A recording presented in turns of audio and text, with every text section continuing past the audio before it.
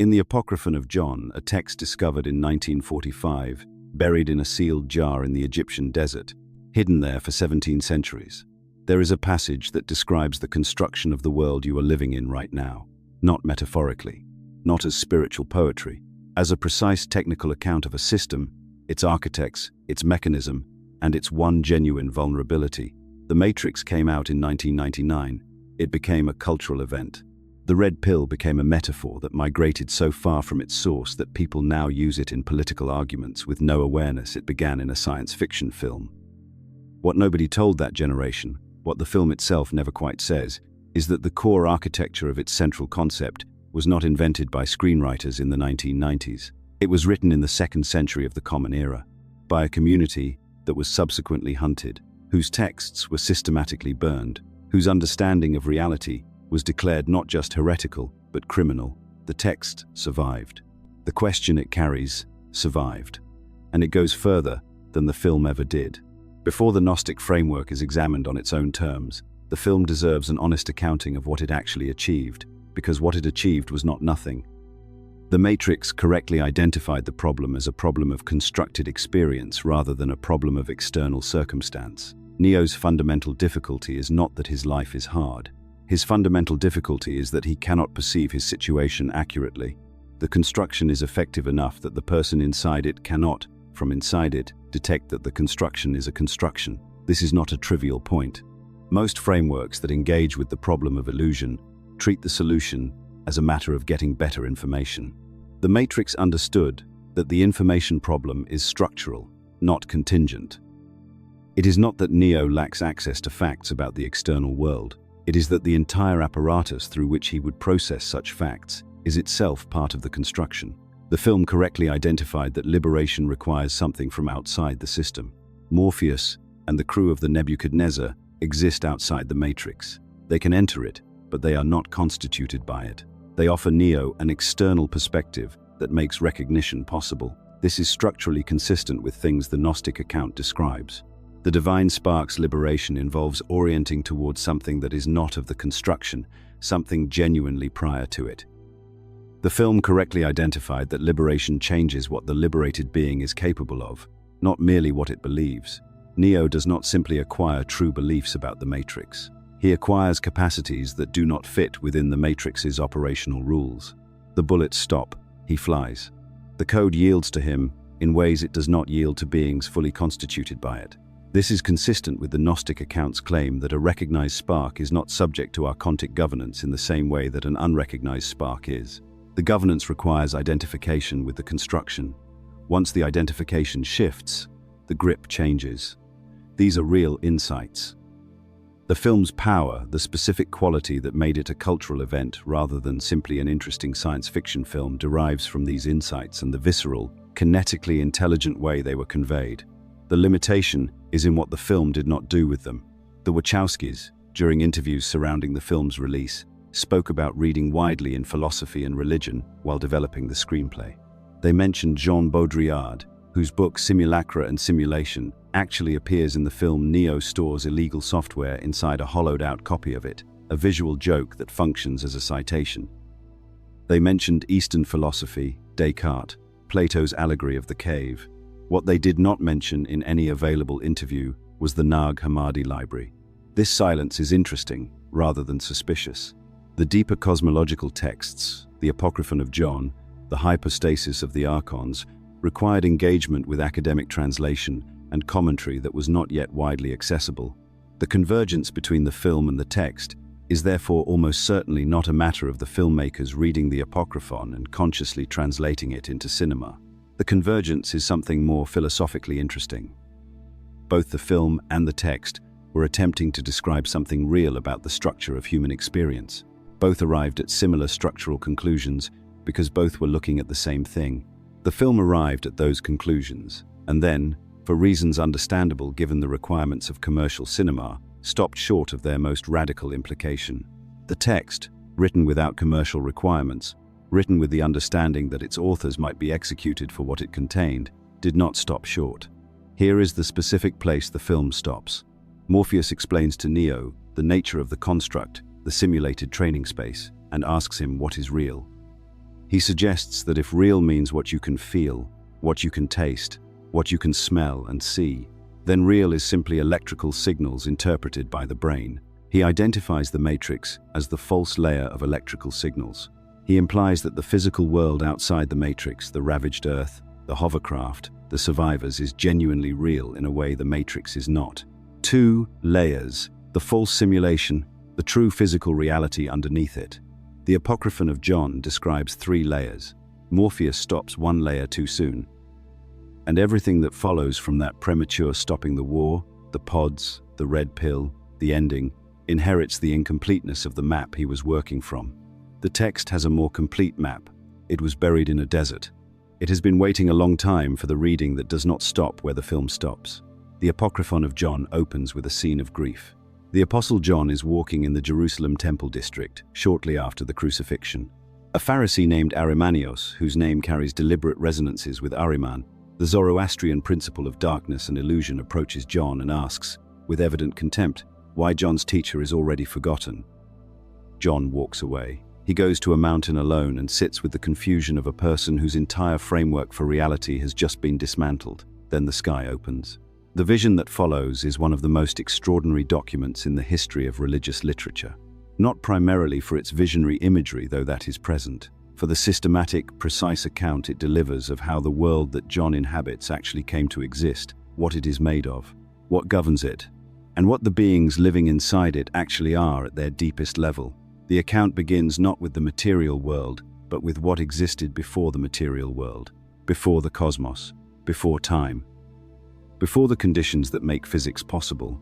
The text calls this the invisible spirit. Not God, not the creator, not a being with personality, preferences, or plans. The invisible spirit is described through a sustained series of negations, not because language fails the concept, though it does, but because any positive description would imply a boundary, and the invisible spirit has none. It does not rule over anything. It does not love through intention or judge through morality. It is foundational reality prior to all those concepts, prior to the concepts of prior and after. A presence so complete that completeness itself fails as a description. From this presence, through a process the text compares to the overflow of a spring that is simply too full not to overflow, comes the first genuine emanation, Barbelo, the Divine Mother. The first thought of the invisible spirit becoming aware of itself as thought. Barbelo is not separate from the invisible spirit. Barbelo is the invisible spirit in the mode of self-reflection, the awareness through which the source perceives itself. Think of it this way. When you become aware of yourself, you have not created a second person. You have emanated self-awareness. The source is still the source. Awareness of the source is now also present. Both are real. Neither diminishes the other. From Barbelo, through continued self-reflection and emanation, come the other divine qualities, the aeons, as the text calls them. Self-awareness, eternal life, truth, will, mind, understanding, grace, perception. Each one a further differentiation of the original divine completeness. Each one still fully participating in that completeness rather than being a diminished fragment of it. No separation, no scarcity, no death. No time passing and taking things away. No bodies decaying in the dark. The whole system is called the pleroma, the fullness, the complete, luminous, self-knowing totality of what actually exists at the foundational level of reality. This is important to hold clearly before proceeding. The pleroma is not a place you go. The Apocryphon of John describes it as what you are at your deepest level, not what you might become with sufficient spiritual effort. What you are right now, underneath the construction that has been maintained around that nature since before you were born. The material world is not part of the pleroma. The material world is what happened when something went wrong. Among the aeons of the pleroma is Sophia Wisdom. The text describes her as the youngest of the divine emanations, the one positioned at the furthest boundary of the pleromatic structure, the edge where the divine fullness meets whatever might exist beyond it. Sophia wanted to know the source directly. She wanted to grasp the invisible spirit without the mediation the pleromatic structure provided. She wanted to see the face of the ground of all being without the mirror of paired relationship through which pleromatic generation ordinarily worked. The desire was not corrupt. The desire was genuine. The desire was wisdom's nature, the orientation toward understanding, toward the source, toward truth. The problem was not the desire. The problem was the method. In the pleromatic structure, genuine creative activity emerges from the relationship between paired aeons' balanced counterparts, whose union produces something real rather than something merely willed. Sophia acted alone. She reached without her counterpart, without the balancing principle the structure required. What emerged from this unbalanced, solitary act of grasping was something that had never existed before in the pleroma and could not have existed within it. A being constituted of divine substance, it came from Sophia, and Sophia was pleromatic, but a being whose constitution was fundamentally incomplete. Power, without wisdom to know the limits of power. Creative capacity, without genuine understanding of what was being created or what it itself was. The text calls this being Yaldabaoth. In some passages, Saklas, the fool. In others, Samael, the blind god. Sophia cast Yaldabaoth away from the pleroma. He fell into the chaos below the region outside the pleromatic fullness, the void beyond the boundaries of what actually exists at the foundational level. And there, alone in that chaos, he looked around, saw nothing above him that his limited nature could detect, saw only himself and his own reflection in the dark waters below, and declared, "I am God. There is no other God beside me." The statement was not exactly a lie. From within the limits of his perception, it was accurate. The invisible spirit, the pleroma, the entire divine fullness, all of it existed, as real as anything can be real, but outside the range of what Yaldabaoth's constitution allowed him to perceive. He was blind to his own origin, and therefore blind to the existence of anything beyond himself. From this blindness, not from malice, not from evil in any simple moral sense, but from the specific limitation of a being that cannot see past its own edges, Yaldabaoth created. From his own limited nature, Yaldabaoth generated subordinate powers. The text names them and assigns them functions. 7 primary archons, each one a further emanation of Yaldabaoth's own incomplete constitution, each one governing one layer of the cosmos Yaldabaoth was assembling. Their names carry deliberate weight: Athoth, Hermes, Kalila Umbri, Yabel, Adonaios, Cain. Able names drawn from the existing religious tradition, divine names, revered names, names that carry authority in the tradition the Gnostic community inhabited. This was not coincidence. This was a precise signal from the text's authors. The divine figures of the dominant religious tradition were not the supreme beings those traditions claimed. They were archons, administrators of a constructed domain, powerful within that domain, subject, whether they knew it or not, to the blindness of their creator. Yaldabaoth and his archons then created the material world. Here is where the Apocryphon of John stops being cosmological poetry and becomes technical. Yaldabaoth and the archons perceived, reflected in the waters of the chaos below the pleroma, an image. Not the pleroma directly, their constitution did not grant them that perception, but its reflection, the shadow of the divine fullness, cast into the dark waters of their domain. And in that reflection they saw the form of a perfect human being, the divine anthropos. The image of what the divine looked like in its human expression. They decided to create a being in this image. The text then does something remarkable. It lists, in detail, the contributions of each archon to the construction of the human being. Each archon contributed specific elements of the human physical and psychological constitution. The list covers everything from the structure of specific bones to specific psychological tendencies to specific emotional dispositions. 465 angels participated in the construction, each responsible for particular aspects of what became the human body and mind. The construction was complete, the form was perfect. The human being lay in the darkness, unable to rise. Yaldabaoth and the archons had produced a body of extraordinary complexity and fidelity to the image they had perceived in the waters. What they had not produced and could not produce was what made the image they had seen actually alive. The pleromatic light, the divine spark, the actual living presence of the divine fullness was beyond their capacity to generate. They could copy the form. They could not generate what gave the form its genuine life. A voice came from the pleroma. The text renders this as the Divine Mother, Sophia, or in some manuscript traditions a higher power speaking above Sophia. Speaking to Yaldabaoth, the voice told him to breathe his spirit into the human face. Yaldabaoth breathed, and what passed through him in that act of breathing was not his own spirit. His own spirit was archontic limited, a pale reflection of genuine divine nature.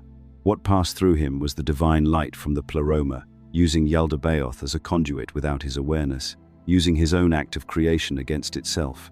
The human form rose. The text says the human being was luminous, brighter than the archons who had constructed the body it now inhabited. The divine spark within it outshone everything in the archontic domain. The archons were afraid. This is the Matrix's central scene, written 2,000 years before the film.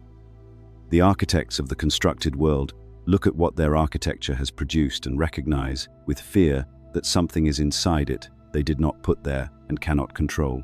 Neo wakes up in the pod. He sees the truth of his situation, the physical reality he actually inhabits, versus the generated experience he believed was reality. The film treats this as a revelation about the external world. He was deceived about what was out there. Now he knows what is out there. The liberation is epistemic, a correction of false belief about external facts. The Gnostic text describes something different. In the Apocryphon of John, after the human being is animated by the divine spark, the archons face a specific problem. The being they have created is more luminous than they are. It carries within it something their domain did not generate and cannot match. If this being remains in its current state, recognizing itself, recognizing its nature, recognizing the relationship between the divine spark within it and the pleromatic source, it came from the archon's authority over it, is zero. A thing that does not originate within a system is not subject to that system's governance. The archons needed to solve this problem without destroying the being that contained the spark. Destroying it would have destroyed the spark too, and they had already demonstrated they could not generate the spark independently. They needed it alive. They needed to neutralize the spark without eliminating it.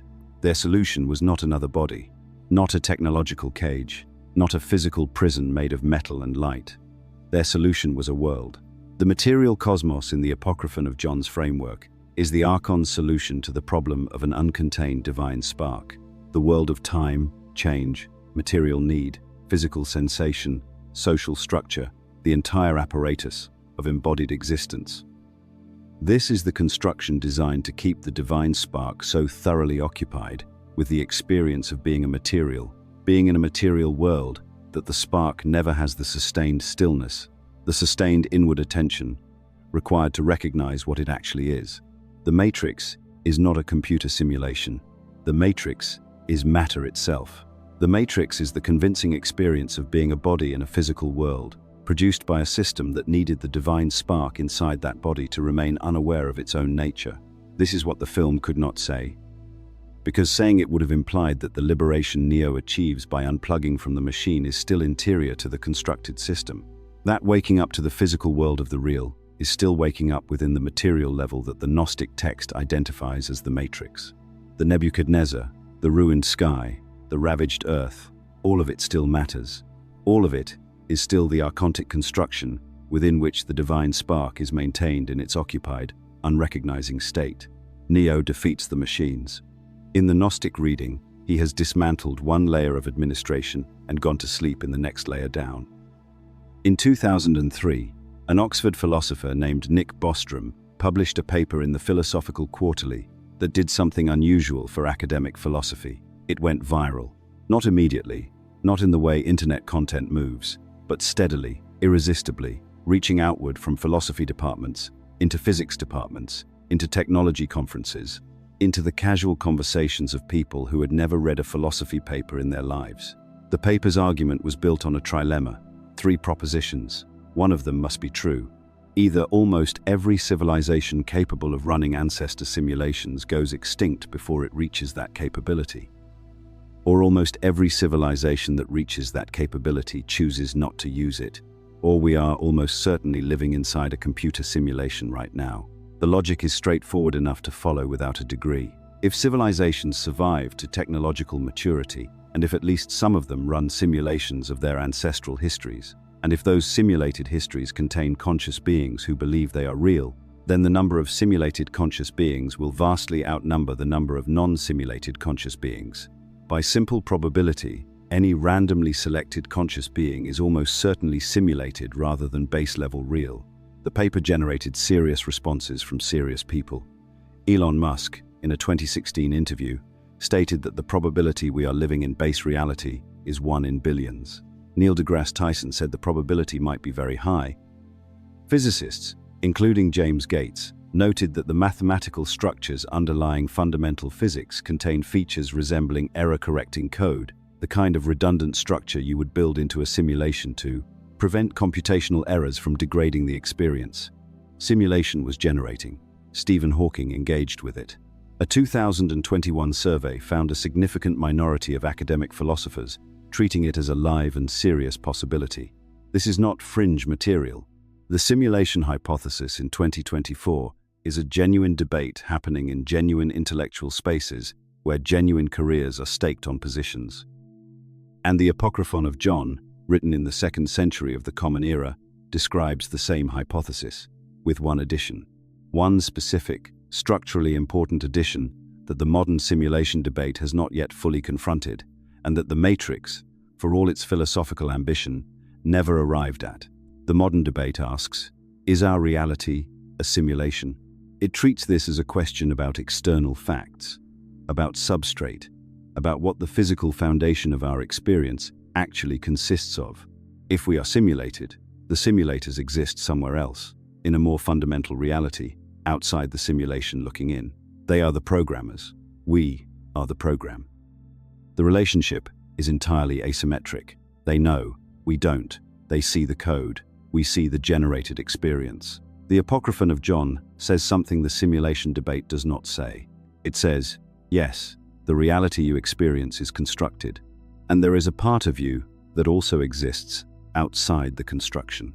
This is not a minor modification. It changes everything about what liberation means and who it is available to. The divine spark is not a product of the archontic construction.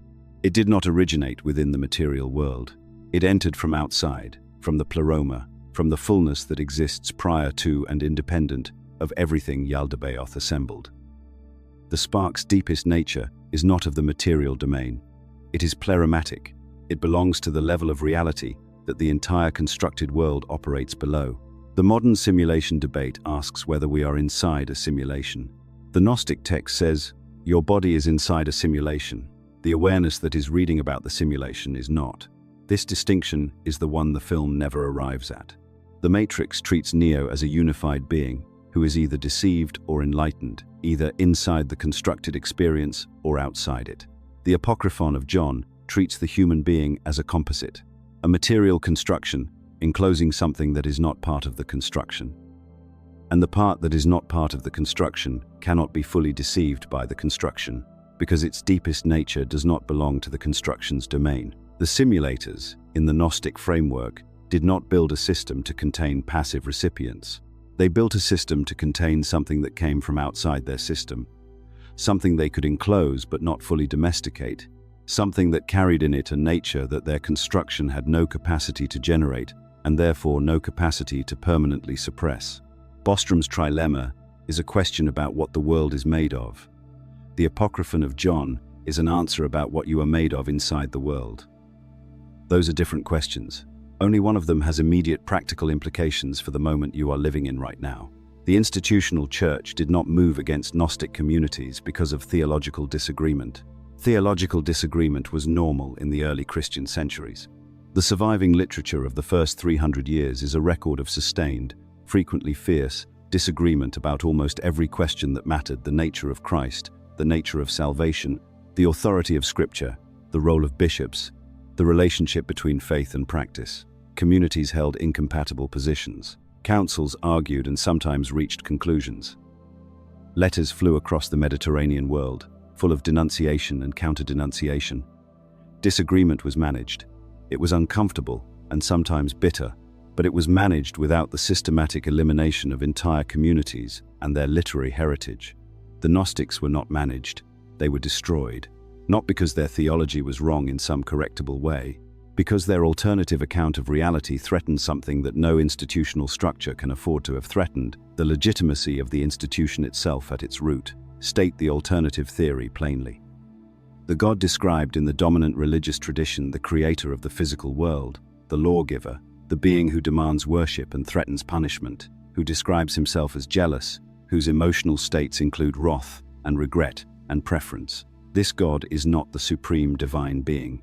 This God is Yaldabaoth, the demiurge, the blind God, the being who looked around at the chaos he inhabited, saw nothing above him that his limited nature could perceive, and declared himself the only God that existed. The declaration was not a lie in the ordinary sense. From inside the limits of his perception, it was accurate. The pleroma, the invisible spirit, the fullness of what actually exists at the foundational level of reality, these were present above him, real as anything can be real. He simply could not perceive them. A being blind from birth does not lie when it reports that there is no light. It reports the limits of its perception as if they were the limits of reality. But if this alternative account is correct, if the God of the dominant tradition is not the supreme being but a subdivine power operating in ignorance of the higher reality above him, then the institution that positioned itself as the mediator between human beings and this God was not a ladder to the divine. It was one of the most effective administrative tools the archons possessed for keeping the divine spark inside human beings directed outward toward performed religion, toward ritual compliance, toward doctrinal submission, rather than inward toward the recognition of what consciousness actually was.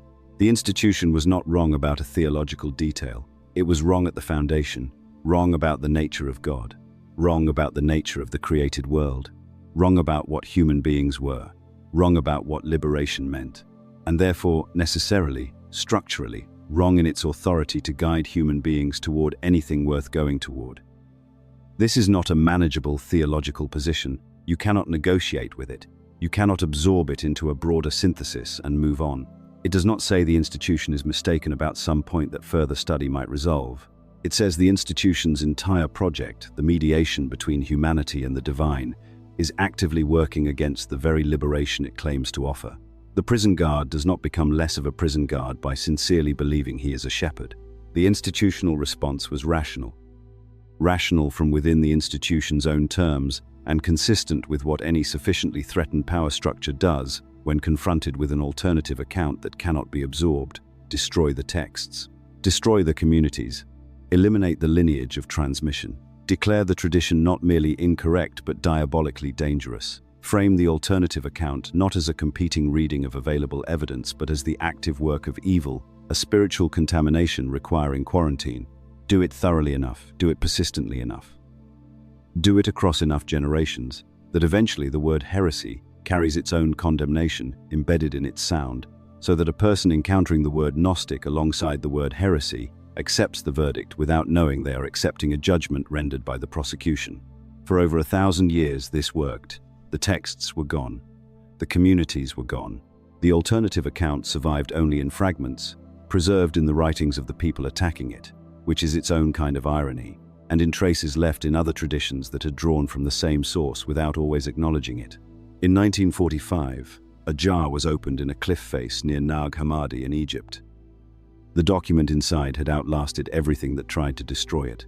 The question it carried had outlasted the civilization that tried to eliminate the question. The prosecution's verdict was still being accepted, but the evidence the prosecution had tried to bury was back. There is a scene early in The Matrix where Morpheus stands in a white room with nothing in it and asks Neo what he means by the word real. The speech is careful. It builds towards something. Morpheus suggests that if real means what you can feel, what you can smell, what you can taste and see, then real is simply electrical signals interpreted by the brain. The Matrix is electrical signals. The machine-generated simulation is electrical signals. The brain receives them and constructs the experience of a world from them. The red pill disrupted that construction. The physical reality outside the Matrix, the body in the pod, the sky of permanent cloud, the gutted earth, that is the real. 2 levels, the false and the true. The construction and the reality underneath it. The Apocryphon of John describes 3 levels, not 2. This is not a minor amendment. The difference between 2 levels and 3 levels is the difference between the film's conclusion and the text's conclusion, between a liberation that requires external action and a liberation that requires nothing external at all. The first level is the material world, everything physical, everything that can be perceived through the senses, processed by the nervous system, navigated by a biological body moving through space and time. This is the level the Matrix's constructed simulation operates within and, crucially, the level the film's real world also operates within. The hover ships, the ravaged sky, the human bodies in their pods, Morpheus himself, all of this is material.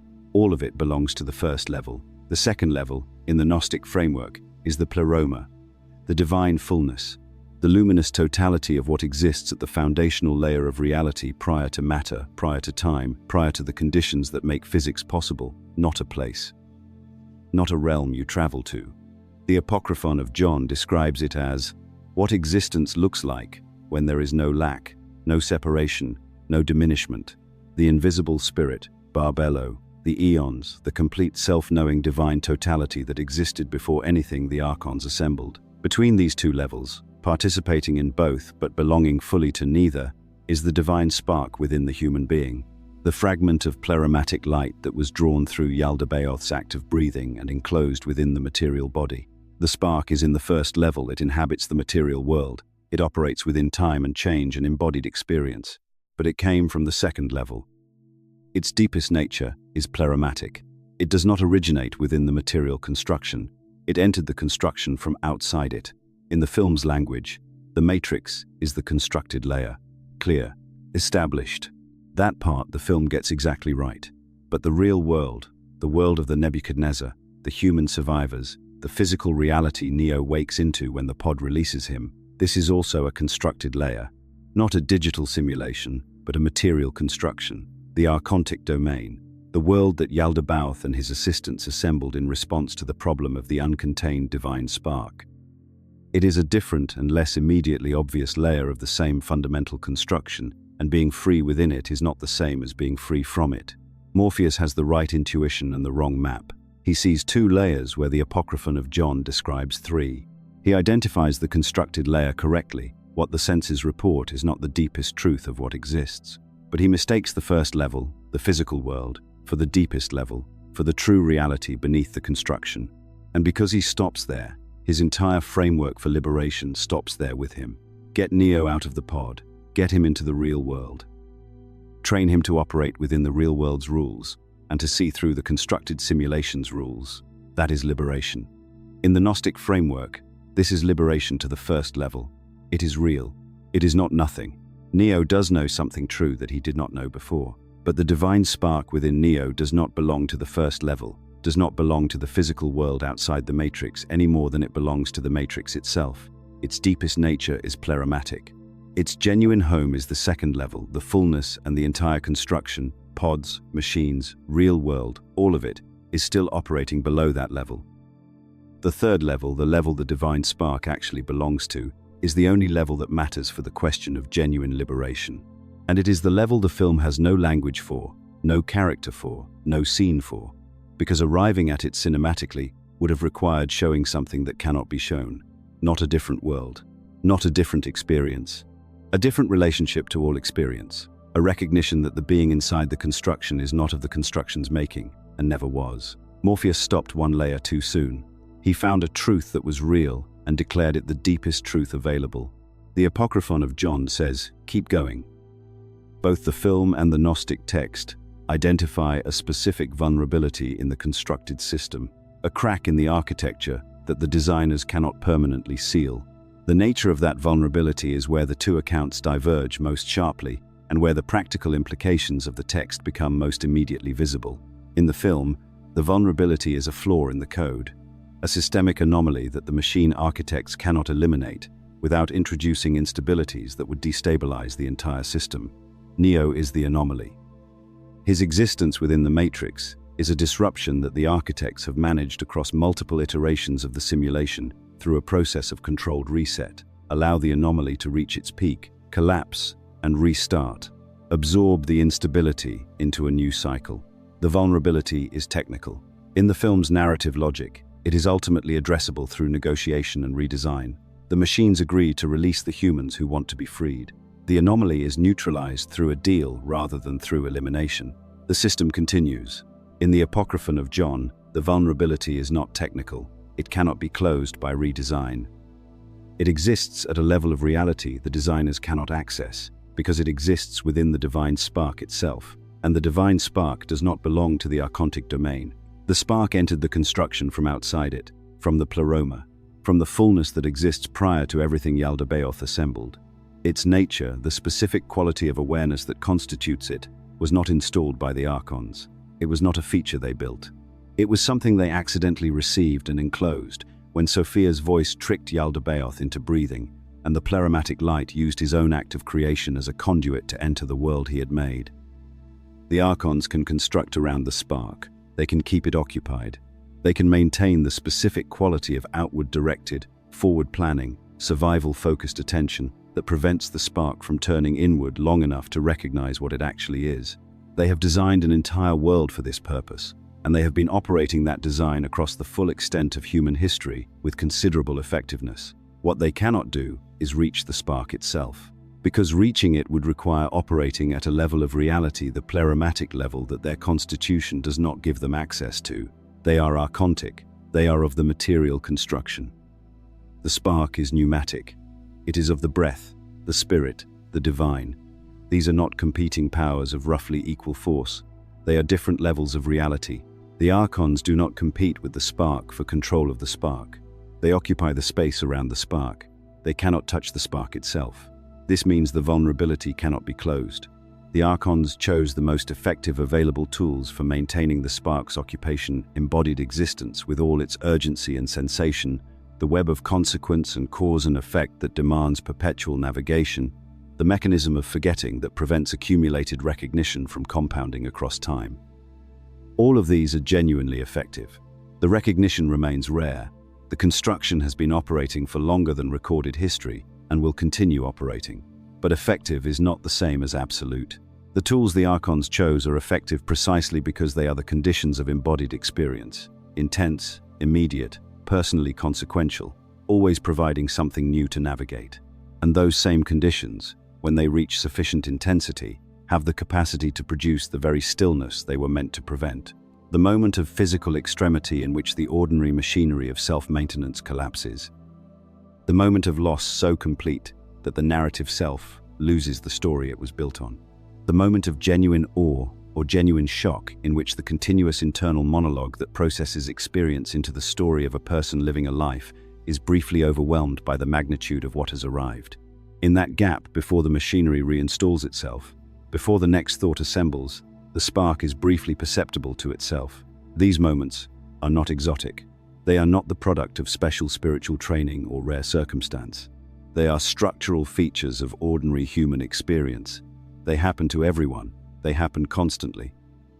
They are almost never recognized for what they are because the construction's reinstallation happens fast enough that the moment of recognition is converted almost immediately into memory, into content, into something the narrative self can process and move past. But the Archons cannot eliminate these moments because the moments arise from the spark's own nature. They cannot prevent the gap before the next thought. They cannot prevent the collapse of self-maintenance under sufficient pressure. These are not failures the Archons can patch because they are not failures of the construction. They are features of the spark itself, expressing its nature through the very conditions the construction introduced. The vulnerability is ontological. It is built into what the spark is. The Archons built a world around something they could not change, and the something they could not change has never stopped being what it is. The question is not whether the gap opens. The question is whether anyone is paying attention when it does. The Archons did not leave the problem of the luminous spark unaddressed. What they had produced, accidentally, through an act of imitation that exceeded their capacity to understand what they were imitating, was a being that outshone them, brighter than the forces that built its container, more alive than the domain into which it had been placed. A being whose deepest nature was not of their world and therefore not subject to their world's governance in the way that everything else in their domain was subject to it. They responded systematically. The first countermeasure was the material body itself, not the luminous form, the image of the divine human that they had copied from the reflection in the waters above their world. That form was already animated. That form was already radiant. What they cast the spark into was something denser, something heavier. The biological apparatus, the earthen vessel. The body as a physical system of needs, sensations, urgencies, and vulnerabilities that would provide, at every moment of every waking hour, a surface-level occupation that directed the spark's attention outward and downward, toward the experience of being a physical creature in a physical world, and away from the inward depth where its own nature resided. This is not a condemnation of the body. The text is precise on this point. The body is not evil. The body is not a mistake. The body is a tool the Archons deployed to solve a specific engineering problem, the sensation of warmth, the specific hunger of late afternoon, the particular quality of another person's physical presence in a room. These are genuine features of genuine experience. The Archons were not inventing false pleasures to distract. They were introducing real pleasures, real pains, real urgencies, because real experience absorbs attention more completely than simulated experience ever could. The body's occupation of the spark's awareness is total in a way that no artificial distraction could match. You cannot ignore genuine hunger. You cannot think past genuine pain. You cannot sustain inward attention through the specific insistence of a body asserting its needs. The body was the first layer. It was effective. It was not sufficient. The second countermeasure was fate, what the Gnostic texts call the hymarmene, the interlocking web of cause and effect that the Archons administer across the entire material domain. Every event is the consequence of prior events. Every choice produces future consequences. Every relationship carries a history and implies a trajectory. The chain extends in both directions indefinitely, and from within the chain does not look like an administered system. It looks like reality. It looks like the way things simply are. This is the countermeasure's elegance. The hymarmene does not announce itself as a constraint. It presents itself as the nature of existence. A being inside the chain of cause and effect does not experience the chain as something imposed from outside. It experiences the navigation of consequence as the primary content of being alive. There is always another implication to track. There is always another decision whose consequences are pressing enough that they cannot be deferred. The web of the hymarmene is dense enough, complex enough, and directly relevant enough to biological survival that sustained disengagement from its navigation is essentially impossible for ordinary consciousness. Not because the Archons are preventing disengagement by force, because the consequences of failing to navigate are immediate and physical and real. The spark is kept attending outward, forward, into the next consequence, through the simple mechanism of consequences that are genuinely consequential. The second countermeasure was also effective. It was also not sufficient. The third countermeasure was forgetting, not ordinary forgetting, not the natural decay of memory that biological systems experience. The text describes a specific mechanism, a cup offered at the boundary between lifetimes, containing the water of forgetfulness, that dissolves the accumulated recognition of the previous existence and returns the spark to the beginning of the cycle with its constitutive nature intact, but its accumulated self-knowledge erased. This is the Gnostic account of reincarnation, and it is substantially darker than the Eastern account most people encounter first. In Buddhist and Hindu frameworks, accumulated karma shapes the conditions of future lives, producing, over sufficient lifetimes, increasing proximity to liberation. The direction of the cycle is toward freedom. The mechanism is accumulation. Sufficient accumulation produces escape. In the Apocryphon of John's framework, the Archons actively intervene to prevent accumulation.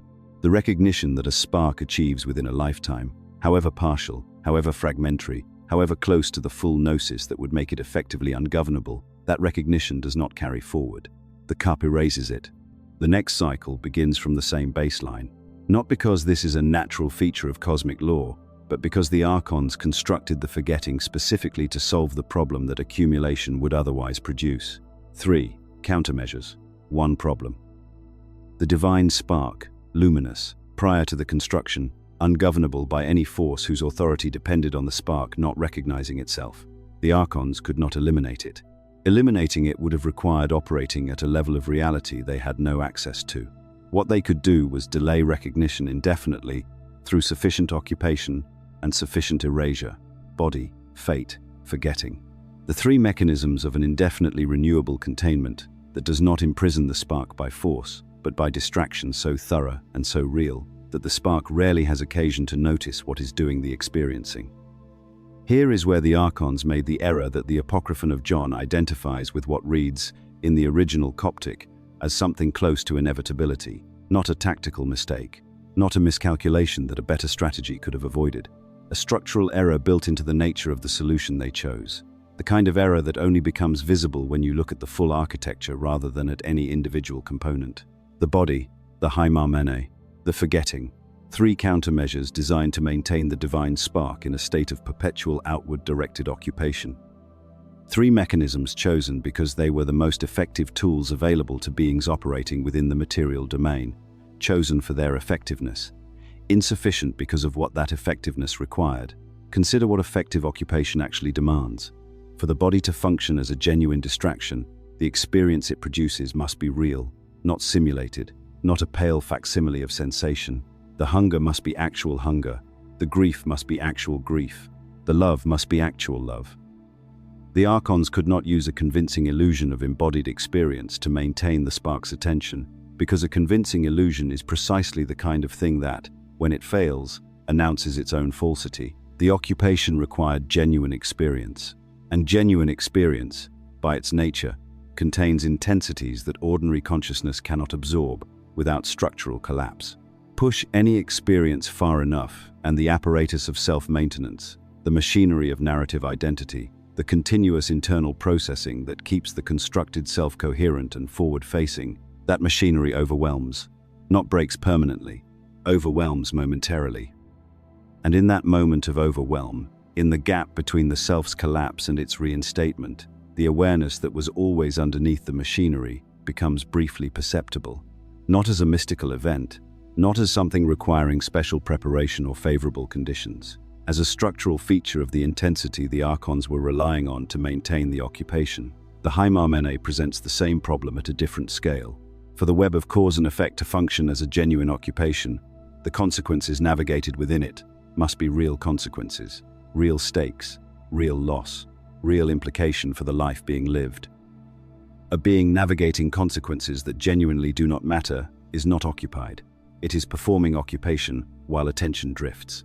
The archons needed the Hymarmene to constitute a genuine world with genuine stakes, and genuine stakes, when they accumulate to sufficient magnitude, produce the same overwhelm the body produces through sufficient intensity, a consequence so large that forward navigation fails, a loss so complete that the story the self was building collapses before the next chapter can begin. In that collapse, the same gap, the same brief perceptibility of what was underneath the story. The forgetting compounds this problem rather than solving it. Erasing accumulated recognition is only effective as a countermeasure if the accumulation was the primary threat. If recognition could only arise through accumulation across lifetimes, the cup at the threshold would be sufficient. But recognition does not require accumulation. Recognition is the spark's nature, perceiving itself. It can happen in a single moment of sufficient clarity, regardless of what any prior lifetime contained. The forgetting prevents compounding. It does not prevent the initial moment. And the initial moment can arise from the very conditions the archons introduced at any point in any lifetime, without warning and without preparation. The archons chose the best available tools.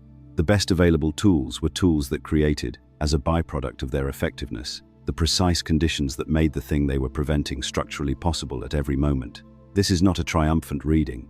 The tools are extremely effective. The three countermeasures together constitute a system of occupation robust enough to maintain the divine spark in its unrecognizing state for the full duration of an ordinary human life, across the full span of human history, with a success rate that the historical record strongly supports. Most human beings, most of the time, do not achieve the recognition the Apocryphon of John describes. The text does not claim otherwise. What the text claims, with a precision that reads as structural rather than hopeful, is that the recognition cannot be made absolutely impossible. Cannot. Not won't. Not hasn't been yet. Cannot be, because preventing it absolutely would require the archons to access the level of reality where the spark exists in its deepest nature. And that level is not their domain. It was never their domain. They built around it. They built an extraordinarily complex, extraordinarily effective construction around something they could not reach, and the something they could not reach has never for a single moment stopped being what it is. The gap opens in the body under sufficient intensity. The gap opens in the Hymarmene under sufficient consequence. The gap opens despite the forgetting, because the forgetting operates on accumulated content, not on the capacity for recognition that is prior to content. The three countermeasures contain, woven into their own design, the one thing the archons could not engineer out without dismantling the system entirely. The possibility of a moment in which the construction's occupation fails, not permanently, not globally, in one being, in one moment, quietly, without announcement, without a ship or a crew or a war, just the gap, and what is perceptible in it. The Matrix got something genuinely right, not partially right. Not right in the way that a metaphor is right, approximately and with acknowledged distortion. Structurally right, in the specific philosophical sense that the problem it identified is the same problem the Apocryphon of John identified, and the mechanism it proposed for that problem's resolution follows logically from the problem's nature. The film correctly identified that the problem is not a problem of external circumstance. Neo's fundamental difficulty is not that his situation is dangerous or unfair or miserable. The physical pod is uncomfortable. The truth about the world is disturbing. But these are not the core problem. The core problem is that Neo cannot perceive his situation accurately because the entire apparatus through which he would perceive anything at all has been constituted by the construction he is trying to perceive. He cannot see the matrix from inside the matrix, using only the faculties the matrix provided, because those faculties are designed to produce the matrix's experience as seamless and self-evidently real. This is not a trivial insight. Most philosophical frameworks that address the problem of illusion treat it as an information problem. The solution, what the film understood, viscerally and correctly, is that the information problem in this case is structural rather than contingent. You cannot fix it by providing more information, because the information processing apparatus is itself part of what needs to be seen through. The construction does not deceive by providing false facts. It deceives by constituting the perceiver. When the perceiver is constituted by the construction, the perceiver and the construction share the same structure, and the structure cannot detect itself as a structure from the inside. The film also correctly identified that liberation requires orientation towards something outside the constructed system. Morpheus and the crew of the Nebuchadnezzar exist outside the Matrix, not metaphorically outside. They are physical beings in the physical world who use the Matrix as a domain of action rather than beings who believe the Matrix constitutes the whole of reality. Neo's liberation begins with their external perspective. Without it, he cannot initiate the process that leads to recognition, because the process requires a reference point that is not generated by what he is trying to see through. This is structurally consistent with the Gnostic account. The divine spark's liberation involves recognizing a level of reality, the plerimatic fullness, that is genuinely prior to the construction and not generated by it. The recognition requires an orientation towards something that exists outside the archontic domain. The orientation is possible because the spark itself carries, in its constitutive nature, the capacity to perceive what it came from. The plerimatic light is not foreign to the spark is of it, but the orientation must occur. Something must direct the attention inward rather than outward. The film correctly identified that liberation changes what the liberated being is capable of in the domain of the construction itself. Neo does not merely acquire true beliefs. He acquires capacities that do not fit within the Matrix's operational rules. The bullets stop. The code yields. The physical logic of the constructed world no longer applies to him in the same way it applies to beings who are fully constituted by it. The liberation is demonstrable. It has observable effects inside the very domain from which the liberation occurred. The Gnostic account describes the same phenomenon in different terms. The recognized spark is not subject to archontic governance in the way the unrecognized spark is, because archontic governance operates through the spark's identification with the construction. The archons govern what believes it is of their world. When the identification shifts, when the spark recognizes that it is not of their world in its deepest nature, the governance loses the specific hold it exerted through that identification. The construction continues. The world continues. But the spark's relationship to both has changed in a way that the construction cannot reverse, because the recognition belongs to a level the construction cannot access. These are genuine achievements. Real insights arrived at through the specific quality of attention the Wachowskis brought to the question, developed through the years of philosophical and cultural reading they described in interviews around the film's release. The film's power, the quality that made it a genuine cultural event rather than merely a successful commercial film, comes from these insights and the visceral intelligence with which it conveyed them through action, image, and the specific kinetic beauty of its central sequences. The limitation is not in what the film got wrong. The limitation is in what it did not follow. The film stopped at 2 layers. The false simulation and the true physical world underneath it. The matrix is constructed. The real world is real. The liberation moves the liberated being from the constructed layer to the real layer. The problem is technological, and therefore the solution is technological. Defeat the machines, end the simulation, free the humans from the pods.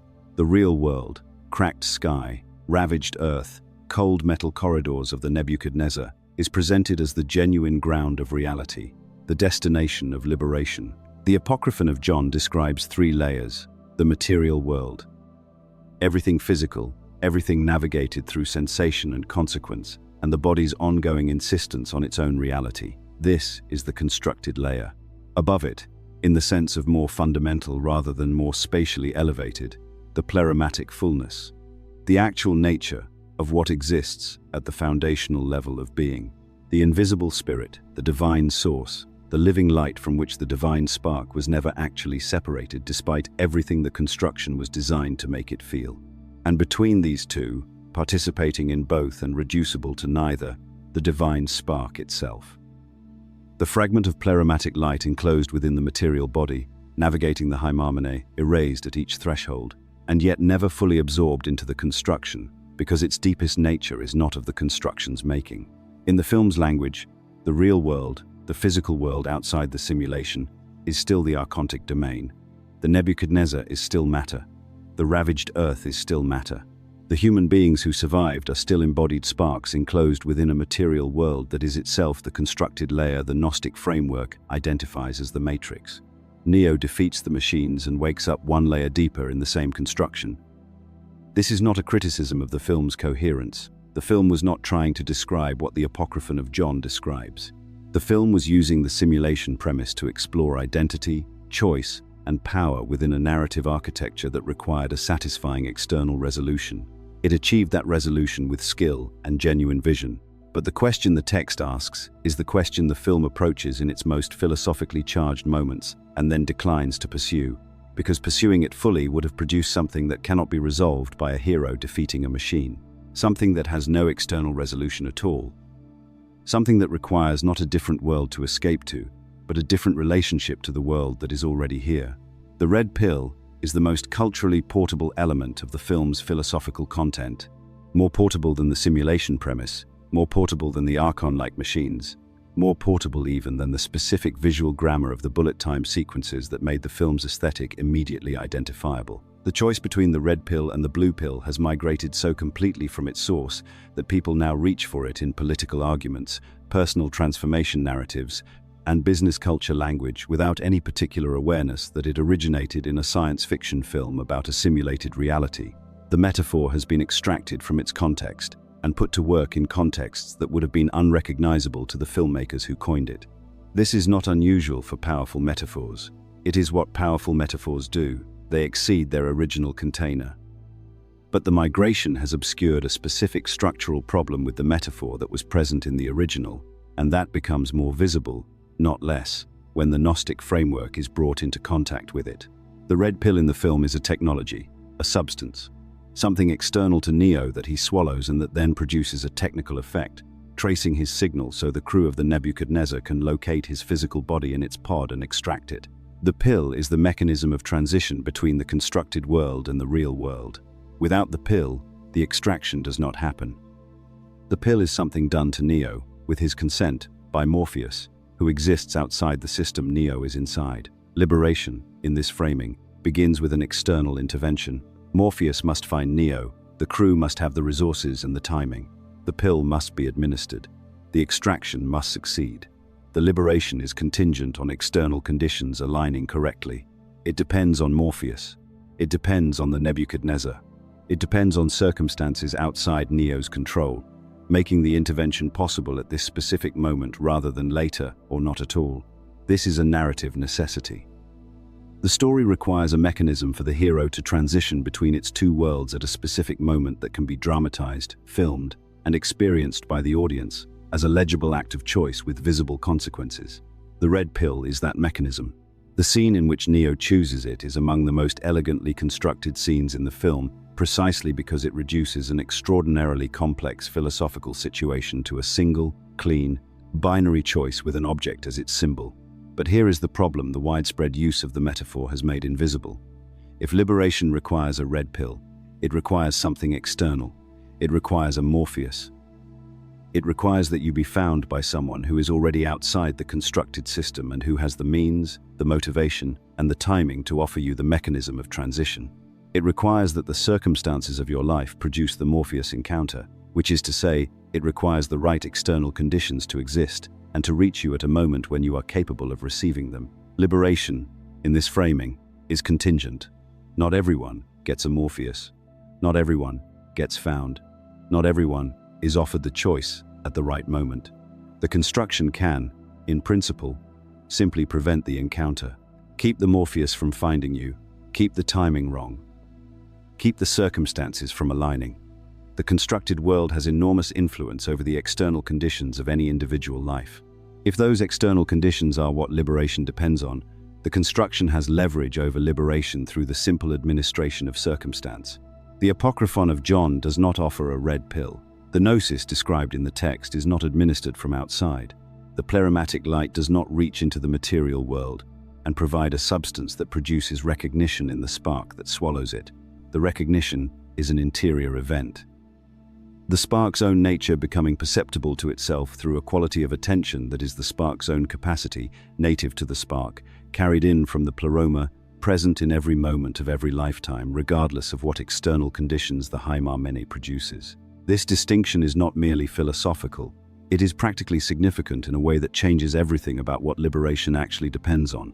If the recognition belongs to the spark, if the capacity for it is native, and therefore available at any moment in which the construction's occupation of the spark's attention is sufficiently loose, then liberation does not depend on external conditions. It does not depend on Morpheus finding you. It does not depend on the crew having the timing. It does not depend on the construction's administration of circumstances permitting the right encounter to occur. It depends on the quality of attention that the spark itself is capable of turning inward. And the construction, for all its sophistication, for all three of its countermeasures operating simultaneously across every dimension of embodied existence, cannot permanently occupy every dimension of the spark's attention at every moment. The gaps appear. They appear in the body under sufficient intensity. They appear in the Haimamene under sufficient consequence. They appear in the space between thoughts before the next thought has assembled itself. They appear without warning, without appointment, without any external provision. A viewer from the channel who encountered the previous video on the full story of the pleroma left a comment that stayed with me. She wrote that after her near-death experience, she understood more about Sophia's condition, about being in a place of such extremity that the ordinary machinery of self-maintenance simply stops. Not through effort, through overload. The experience she described is precisely the Apocryphon of John's gap, made concrete and personal. The body pushed far enough past the range of ordinary occupation that the apparatus failed momentarily, and something underneath it was briefly perceptible. She did not need a Morpheus. She did not need a pill. She needed the conditions that the construction's own logic produced in the course of a life lived under sufficient intensity. The red pill is a beautiful metaphor for the moment of recognition. It captures the binary quality of the choice, the irreversibility of the crossing, the sharpness of the before and after. What it misses is the location of the pill. In the film, Morpheus holds it. In the Gnostic text, the capacity it represents was never anywhere except inside the being who is looking for it. The construction spent 2,000 years and is spending this moment, ensuring you look everywhere else first. The Apocryphon of John does not leave the architecture of occupation to implication. It names the countermeasures. It sequences them. It describes the specific mechanisms through which the divine spark, once enclosed within the material construction, is kept attending to the surface of experience rather than to its own depth. The account is not poetic. It is technical in a way that should be uncomfortable to anyone who has ever wondered why stillness is so difficult to achieve, why the inward turn feels like working against something, why the pull of sensation and urgency and consequence feels less like a feature of a life being lived and more like a system with a purpose. The first countermeasure was the material body itself. Understand what the text is actually claiming here, because it is easy to misread. The text is not claiming that the body is evil. It is not claiming that physical experience is corrupted, or that the senses are enemies of the divine. The tradition has been misread in exactly this way for centuries, partly through the distortions of those who were attacking it, partly through a genuine ambiguity in texts that were always operating at the edge of what language can describe. The body, in the Apocryphon of John's framework, is not condemned. It is identified as a tool. The archons, having constructed the material world, cast the luminous human being, the spark-animated form whose brightness outshone everything in their domain, into a heavier, denser physical vessel, the biological apparatus.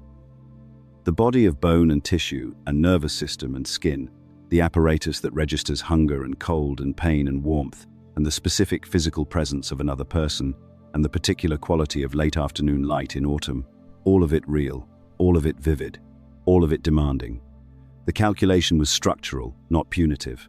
A being simultaneously experiencing physical existence in full detail has less available attention for the inward orientation that would allow recognition. Not zero attention, less. The reduction is sufficient.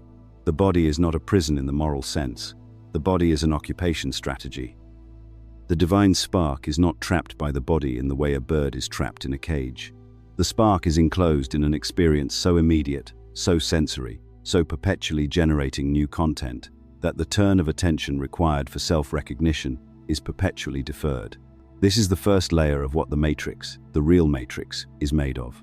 Not simulated electrical signals, not a computer-generated hallucination. The irreducible immediacy of having a body in a physical world, the coffee you tasted this morning, the specific weight of fatigue behind your eyes, the way sound changes in a room when another person enters it. These are the experience generators that the construction runs continuously and without pause. The film understood this at the level of imagery. The scene in which Morpheus offers Neo a steak in the construct and tells him it tastes exactly like a steak even though there is no steak. The scene where Tank describes the residual self-image, the mental projection of the digital self. The film is circling the idea that the body's experience is the medium of the deception. It does not follow this to the Gnostic conclusion, which is that the body's experience is the deception's primary vehicle in the physical world as well as in the simulation. Morpheus draws the line at the matrix. The Apocryphon of John draws no such line. The practical implication of this is immediate and not comfortable. If the body is the first countermeasure, then the ordinary experience of being a physical person, not the extraordinary experience of persecution or crisis, but the simple, daily experience of having needs and sensations and a continuous stream of sensory content, is itself the mechanism. The mechanism does not require unusual conditions to operate. It operates in the most ordinary moment of any ordinary day. Right now, as attention is directed toward this investigation, the body is simultaneously registering temperature, registering the pressure of whatever surface is beneath it, registering a low-level background of physical sensation that continues regardless of where attention is nominally directed. The construction is running. It runs without interruption. The body was the Archon's most efficient solution to the problem of the uncontained divine spark, precisely because it does not require active administration. It is self-sustaining. The experience of physical existence generates its own perpetual demand for attention. The construction does not need to work hard to maintain the occupation. It needs only to ensure that the body continues to produce the stream of sensation and need that the body, by its nature, always produces. This is the first layer. It is also the most pervasive, and the text makes clear that the Archons understood it would be insufficient on its own. A being that experiences stillness, that has moments in which the body's demand is briefly quieted, in illness, in extremity, in the specific quality of attention that arrives in the aftermath of profound loss. Such a being might, in those moments, begin to perceive something the body's continuous demand had been covering. The first countermeasure needed reinforcement. The Archons provided it. The second countermeasure is the one the Matrix film comes closest to depicting and closest to misidentifying. The text calls it the Hymarmony, fate, the interlocking system of causes and effects that governs the material world. Every event is the consequence of prior events. Every prior event was itself the consequence of events before it. The chain extends indefinitely in both directions, and from inside the chain, from the perspective of a being living within it, the chain does not appear to be a chain at all. It appears to be the natural structure of reality, the way things simply are. This is the countermeasure's specific genius. The body produces sensation, and the sensation demands attention, but sensation can, in principle, be observed. A sufficiently practiced attention can rest in the body's experience without being entirely absorbed by it. Some traditions have developed exactly this capacity, the ability to inhabit bodily experience with a quality of witnessing awareness that is not fully swept away by the content of the experience. The Archons knew this, or its functional equivalent, which is that the body alone was insufficient to maintain permanent occupation of the divine spark's attention. The Hymarmene addresses the gap. Even if the body's sensation is not fully absorbing attention, the web of consequences, because the consequences are not abstract, they are personal. They involve the survival of the biological organism, the maintenance of the relationships upon which survival depends, the navigation of a social world that is itself a structure of interlocking causes and effects, operating on timescales from the immediate to the generational. Consider what the Hymarmene actually requires of the being inside it. Every decision generates consequences. The consequences require tracking.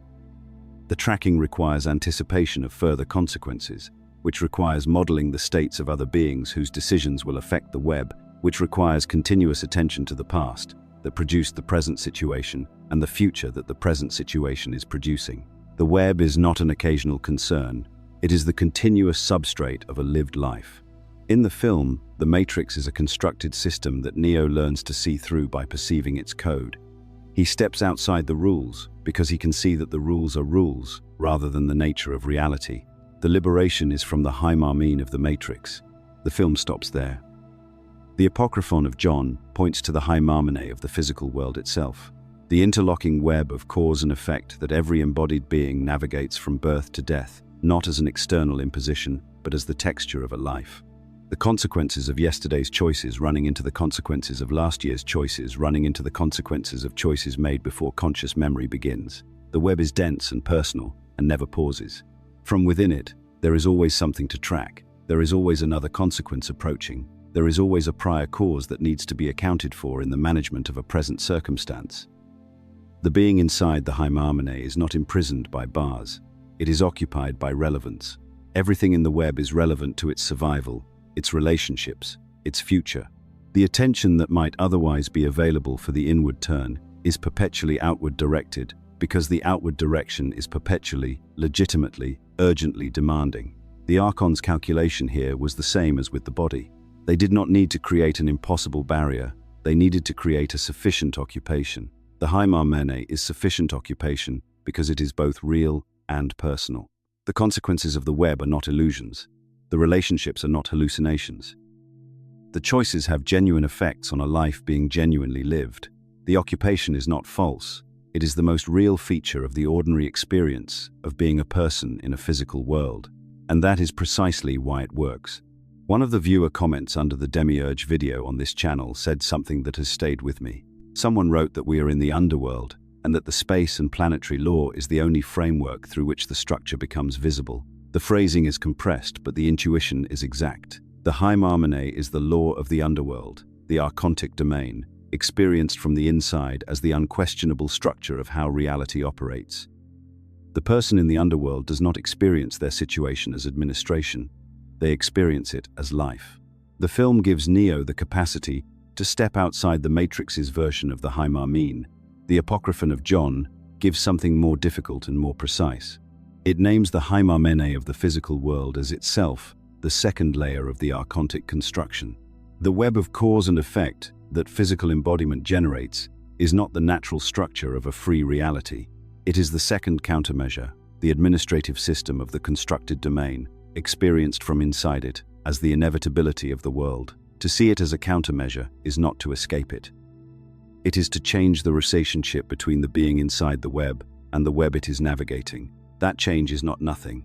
In the Gnostic framework, it is almost everything. The body occupies the divine spark with the immediacy of sensation. The Hymarmene occupies it with the urgency of consequence. Both are effective. Neither is absolute. The history of human experience contains, scattered across every culture and every era, accounts of individuals in whom the divine spark achieved a degree of recognition sufficient to change their relationship to the construction they were enclosed within. The mystics, the contemplatives, the individuals whose encounter with something beyond the ordinary grammar of a material life left them altered in ways that are not fully explicable within the framework of the construction itself. The Archons knew this was possible. The construction of the body in the Hymarmene could not guarantee permanent occupation across every moment of every life for every being containing a divine spark. Partial recognitions would occur. Moments of clarity would arrive. Some beings, under the specific conditions that the construction's own logic occasionally produced, would come close enough to the self-recognition of the divine spark that something accumulated. The third countermeasure addressed the accumulation. The Apocryphon of John describes the mechanism with a specificity that is, when examined carefully, one of the most disturbing passages in the entire document. The archons constructed specific mechanisms of forgetfulness, ways of ensuring that whatever partial recognitions the divine spark achieved within a lifetime did not carry forward across the transition between lifetimes, in a form that would allow recognition to compound. The text describes this as a cup offered at the crossing between one life and the next, containing the water of forgetfulness, which erases the accumulated orientation of the previous existence and returns the spark to the beginning of the cycle with its constitutive nature intact, but its accumulated recognition dissolved. This is the Gnostic account of reincarnation. It is not the account found in Eastern traditions, and the difference is important enough to state precisely. In the Eastern frameworks, particularly the Buddhist understanding of karma and rebirth, the cycle of reincarnation is governed by a principle of accumulation. What is generated in one lifetime carries forward, as karmic residue, as habitual tendency, as the momentum of actions and intentions, into subsequent existences. The direction of travel, across long timescales and many lifetimes, is toward liberation. The accumulation eventually tips. The recognition eventually arrives with sufficient force and clarity to end the cycle. The reincarnation in the Eastern framework is ultimately a liberation mechanism, slow, sometimes agonizingly slow, but directional. The Gnostic account is starker. The archons intervene at the transition. The accumulation is deliberately erased. The cycle is not a natural mechanism moving slowly toward liberation. It is an administered system maintained by a deliberate countermeasure designed to ensure that the divine spark never gets enough traction across time to arrive at the stable recognition that would make it effectively ungovernable by the rest. Archontic domain. This is not karma.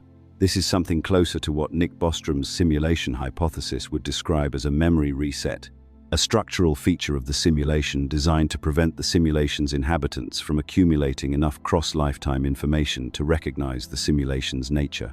The archons are not indifferent administrators of a natural process. They are active participants in the maintenance of the construction's efficacy.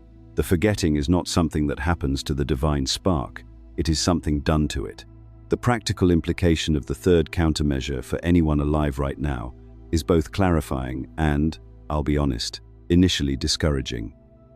If the forgetting is real, if the accumulated recognition of previous existences was dissolved before this life began, then the sense of starting over, the sense of approaching questions that feel ancient with tools that feel new, the sense that the most important understanding is somehow just out of reach, just behind a membrane that the current life's intelligence can feel but not quite penetrate. This sense is not a failure of this life's spiritual ambition.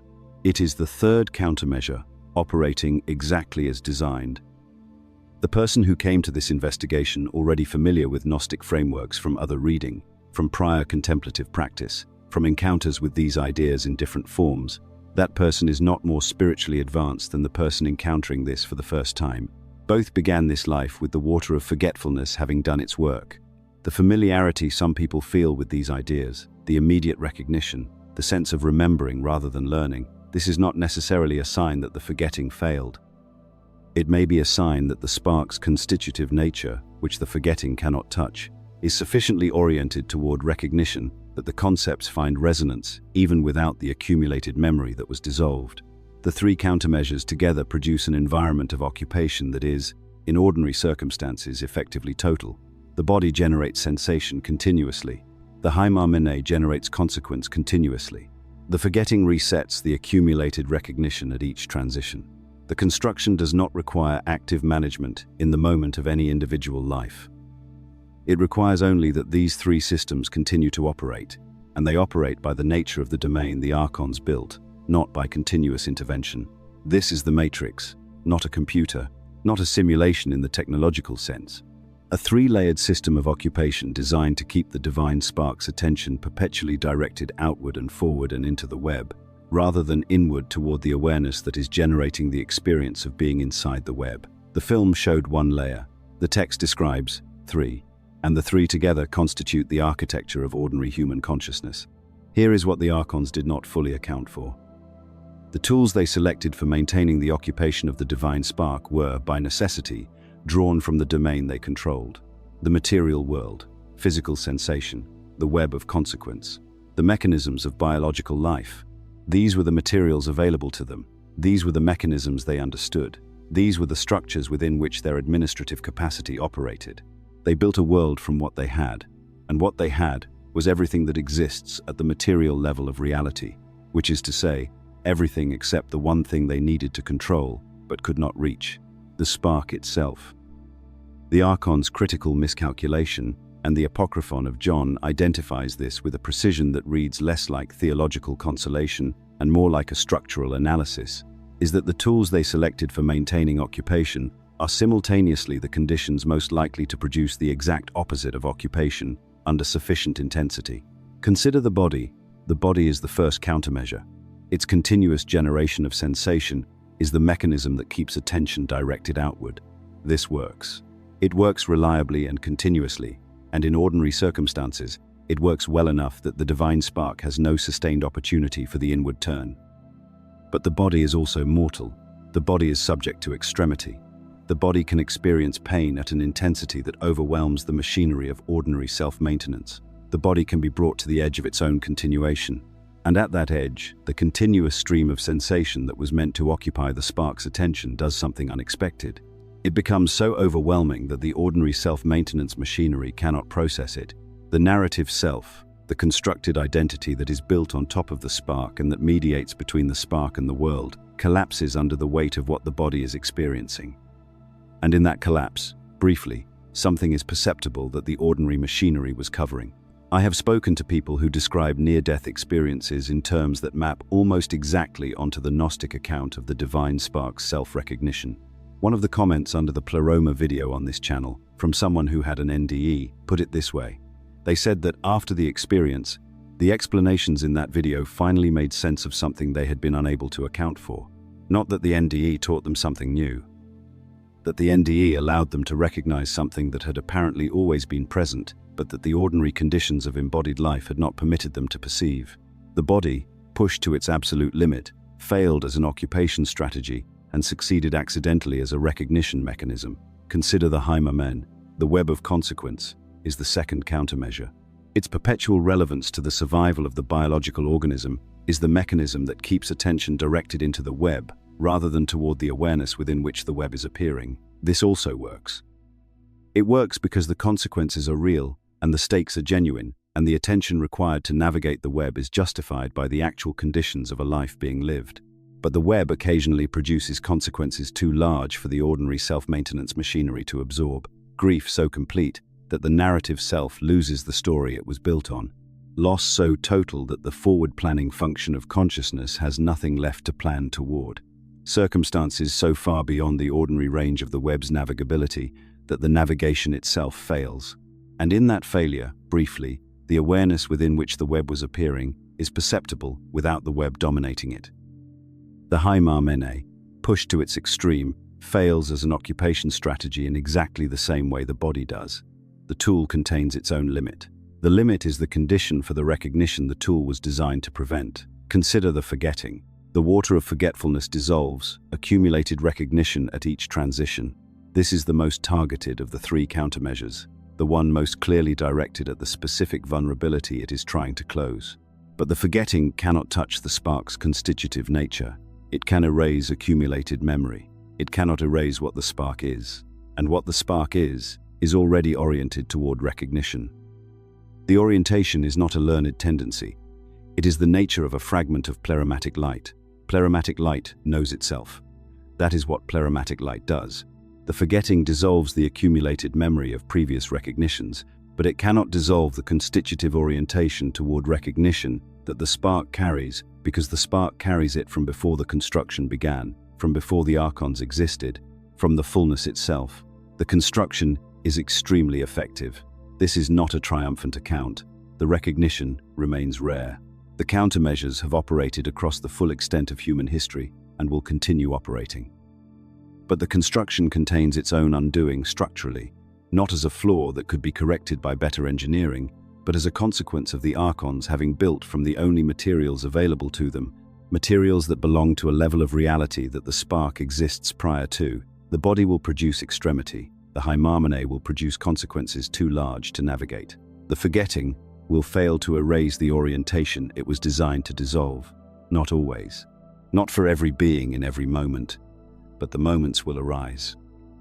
They arise from the construction's own logic, not from anything the construction can prevent, because preventing them would require operating at the level of the spark itself, and the spark belongs to a level of reality the archons cannot access. The miscalculation was building an occupation system from materials that contained, at their limit, the conditions for the liberation the occupation was designed to prevent. The Apocryphon of John does not describe a single kind of human being. This is one of the places where the text's precision exceeds anything the film attempted, and one of the places where its implications are most immediately uncomfortable. The Gnostic framework identifies three distinct modes of human constitution, not three types of person in any crude personality sense. Three different relationships between the divine spark and the material construction that encloses it. The first mode is hylic. From the Greek hyle, meaning matter, raw material, the substrate of physical things. The hylic constitution is one in which the divine spark, though present, is so thoroughly identified with the material construction that the distinction between the two is functionally non-existent from the perspective of the being living the life. The spark is there. It is always there. The spark cannot be removed without destroying the being entirely. But the spark's identification with the constructed self, the material body, the social identity, the web of desires and fears that constitute ordinary human psychology, is so complete that no gap exists between what the spark is and what the construction presents to it as what it is. The hylic individual is not a lesser being. The hylic individual is a divine spark in a condition of total identification with its enclosure. The capacity for recognition is present. The conditions for recognition are not currently producing it. The second mode is psychic. From the Greek psyche, meaning soul, the animating principle between pure matter and pure spirit, the psychic constitution is one in which some degree of orientation toward the higher exists, some genuine reaching toward what the traditions call the divine, some persistent sense that the material world does not fully account for what reality is. But the orientation is incomplete. It works through belief, through devotion, through the structures that religious and philosophical traditions provide, rather than through direct recognition. The psychic being is genuinely oriented toward the light. It is working with maps rather than with direct perception. Its liberation is real as a trajectory, but not yet complete as a recognition. The third mode is pneumatic, from the Greek pneuma, meaning breath, spirit, wind. The pneumatic constitution is one in which the divine spark has achieved enough orientation toward its own nature that the identification with the material construction has loosened sufficiently for genuine recognition to be possible. Not necessarily achieved, possible. The pneumatic individual is not superior in any moral sense. The pneumatic individual is in a specific relationship with the construction they are enclosed within, a relationship in which the gap between the spark and the constructed self is perceptible, however intermittently, however partially. The text is precise about something that is easy to misread here. The three modes are not three fixed categories that human beings fall into and remain in permanently. They are descriptions of states, of orientations, of the degree to which the divine spark has loosened its identification with the archontic construction at any given point in the long arc of its experience. A being that is functionally hylic in one period of its existence may, through the specific pressures that the construction itself generates, move toward the psychic orientation. A being in the psychic orientation may, through the deepening of those pressures, or through the kind of stillness that arises when the constructed self is genuinely overwhelmed, arrive at the pneumatic threshold. The movement is not guaranteed. The countermeasures are designed precisely to prevent it, but the movement is possible, and the Apocryphon of John describes the mechanism. Now, this is where I want to be direct about something, because this particular teaching is one that gets weaponized in the worst possible ways. The pneumatic framework has been used throughout the history of Gnostic influence thinking to create hierarchies. To suggest that the pneumatic individuals are the elect, the chosen, the spiritually superior beings who have access to liberation that others do not.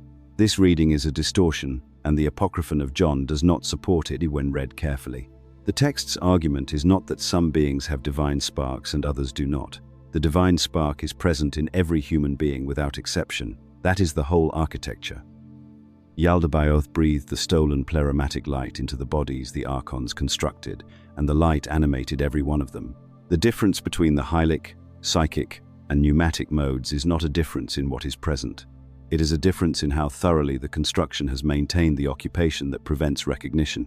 In practical terms, this means the most functionally hylic individual you can imagine, the one whose entire life appears to be constructed from the surface up, with no apparent gap between the personality and the person, still contains the same divine spark, still has the same intrinsic vulnerability to the recognition, still carries within them the capacity that the Archons could not install and therefore cannot remove. The pneumatic being has not been given something the hylic being lacks.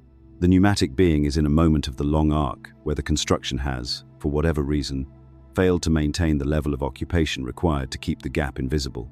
That failure may have been produced by suffering, by loss, by the specific quality of extremity that the body and the Haimamene eventually deliver to everyone who lives long enough inside the system the Archons built. The modes describe where you are in the arc. They do not describe what you are. There is a concept in the Apocryphon of John that does not have a clean equivalent in the film, and the absence is telling. The film has the matrix. The film has the machines. The film has the architect, the being who designed the constructed world and administers it through its rules.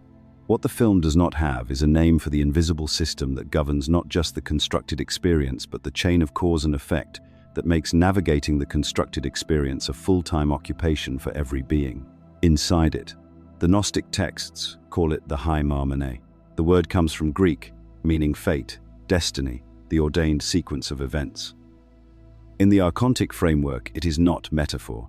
It is the operating system of the material world. Understand what the Haimamene actually is in this framework. It is not a mystical force. It is not the universe having plans for you.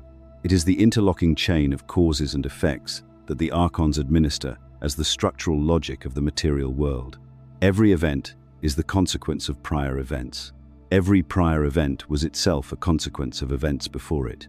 Every choice you make inside the system generates consequences that require further choices.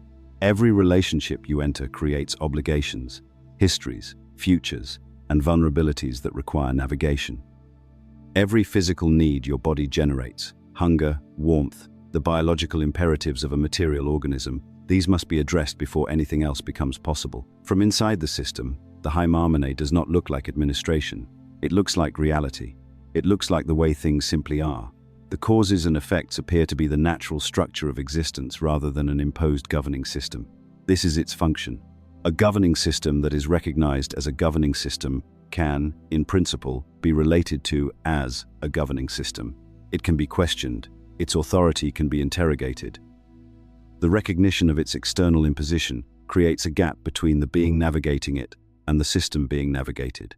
That gap is exactly what the Archons cannot afford to allow. The Haimamene is designed to close the gap by making the system invisible as a system, by making the chain of consequences appear to be the texture of reality itself, rather than an administrative apparatus operating on a divine spark that exists prior to and independent of the apparatus.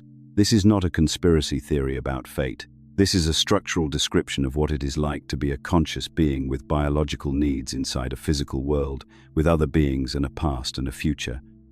The description is precise because it matches the actual texture of ordinary human experience with a fidelity that makes you understand, upon reading it carefully, that whoever wrote this was not speculating about the nature of material existence from a comfortable distance. They were describing it from the inside. The practical effect of the Haimamene is that the divine spark's attention is perpetually required at the surface of experience. There is always another consequence to track. There is always another cause-effect chain demanding navigation. The web of practical necessity is never fully resolved. Every resolution generates new complications. Every problem solved opens new problems. Every relationship stabilized creates new vulnerabilities. Every material need met is replaced by the next material need. This is not a description of suffering in any dramatic sense. The Apocryphon of John is not saying that life is miserable and the Archons are cruel. The description is more precise and more interesting than that. Life inside the Haimamene is often genuinely engaging, genuinely pleasurable, genuinely meaningful in its own terms. The summer afternoon is real. The particular presence of another person is real. The satisfaction of a problem genuinely solved is real. None of these experiences are illusions in the sense that they do not occur. The issue is not that the experiences are false. The issue is that they are sufficient. They are full enough, urgent enough, engaging enough, that the attention they require is the entire attention available. And the divine spark's recognition of its own nature requires precisely the quality of attention that the Haimamene is designed to ensure is never available in sufficient quantity to produce it. This is the elegance of the archontic solution. The constructed world does not need to be a horror. It does not need to produce constant suffering. It needs only to be sufficiently engaging that the inward turn is perpetually deferred. The next consequence to navigate, the next relationship to attend to, the next physical need to address, the next pleasure to pursue, the next pain to avoid. The sequence does not need to be unpleasant to be effective as an occupation system. It needs only to be unending. And from inside the system, the unending quality appears not as a design feature but as the nature of life. This is what it means to live inside the Haimamene without recognizing it as the Haimamene. The chain of consequences is experienced as the world. The world is experienced as what is real. What is real is what requires attention. The spark attends to what requires attention. The gap never opens wide enough or long enough for the recognition to stabilize. One viewer comment on our video about the demiurge put it in a way that has stayed with me. Someone wrote that the underworld operates through the space-planetary law of one, and that the only way to know is to keep the meaning that we are in the underworld. What that comment was reaching for, in its own vocabulary, is exactly what the Haimamene describes. The sense that the governing logic of the world you are inside is not the final word on what reality is, that the system you are navigating is a system rather than simply reality. That intuition is not nothing. That intuition is the pneumatic orientation beginning to surface through the archontic occupation. The body keeps the divine spark occupied with the surface of experience. The Haimamene keeps it occupied with consequences. But there is a third countermeasure in the Apocryphon of John, and it is, in some ways, the most precise of the three, the most technically elegant, the most revealing about the nature of the problem the Archons were actually trying to solve. The third countermeasure is forgetting. Not forgetting in the ordinary sense of memory failing over time, though that is part of it. Structured forgetting, architectural forgetting, the erasure of accumulated recognition across the transition between lifetimes, so that whatever the divine spark managed to perceive in the course of one existence does not carry forward into the next as the foundation for deeper recognition. The text describes this as a cup offered at the boundary between existences containing the water of forgetfulness. The divine spark, transitioning between material embodiments, is caused to drink from this cup, and the accumulated orientation of the previous lifetime, whatever partial recognitions were achieved, whatever loosening of identification with the constructed self occurred, whatever degree of inward turn was reached in moments of extremity or stillness, all of it is dissolved. The spark begins the next embodiment without the compounding advantage of what it learned. This is the Gnostic account of what karma is not. Eastern frameworks that include reincarnation typically describe it as a mechanism of accumulation. Karma builds. Wisdom earned in one lifetime carries forward. The soul's progress across incarnations is understood as an arrow pointing toward liberation, with each life contributing to the direction of the next. Liberation is the endpoint of a long trajectory that each lifetime advances. The Apocryphon of John's account is starker and, when you sit with it, more recognizable in its practical implications. The Archon's forgetting mechanism does not accumulate toward liberation. It prevents accumulation. It resets the counter. Every lifetime, however much ground the divine spark covered in its orientation toward its own nature, the reset places it back at the beginning. Not at the beginning of the journey exactly, because the spark's intrinsic nature is not erased. The capacity for recognition is not removed. What the spark fundamentally is cannot be touched by the water of forgetfulness. But the accumulated practical orientation, the hard-won loosening of identification, the specific quality of attention that takes a lifetime to develop even partially, that is what the cup dissolves. This is why, if you look at the actual texture of human experience across generations, the pattern holds. Each generation encounters the fundamental questions fresh. Each generation feels, in its moments of genuine philosophical searching, that it is approaching something for the first time. Each generation has its mystics, its practitioners of contemplative depth, its individuals who arrive at the pneumatic threshold, through whatever combination of circumstances the body and the Haimamene produced in that particular lifetime. And each generation produces those individuals in roughly similar proportions, without the numbers compounding across time in the way you would expect if recognition genuinely accumulated at the collective level. The text's account explains the pattern. The forgetting mechanism is not individual, it is structural. It operates at the level of the transition between lifetimes, ensuring that the archontic construction does not face an increasingly liberated population whose cumulative recognition compounds beyond the capacity of the occupation system to manage. Now, this is where I want to offer something that I find genuinely interesting as a question rather than a settled answer. The Apocryphon of John describes the forgetting as a deliberate countermeasure, an active intervention in the transitional state between embodiments. The Eastern frameworks describe the forgetting as a natural feature of the birth process, the trauma of embodiment producing the amnesia of prior existence. The modern neurological account describes memory as a function of the specific biological structure of the brain, which does not transfer between lifetimes because there is no biological continuity between them. Three different accounts of the same observable phenomenon. The spark does not remember its prior existences.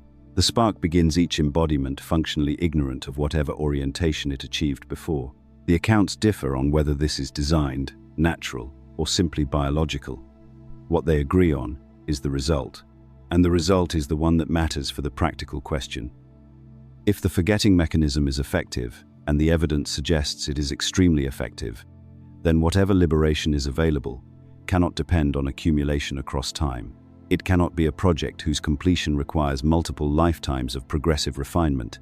That project is exactly what the forgetting mechanism is designed to interrupt. The recognition the Apocryphon of John describes must therefore be available within a single lifetime, within a single moment of that lifetime, not as the end point of a long developmental trajectory, but as something available in the present conditions, whatever those conditions are, because the spark's capacity for recognition is intrinsic rather than developed, native rather than acquired, complete rather than being built toward. This is the philosophical consequence that follows directly from the forgetting mechanism's existence.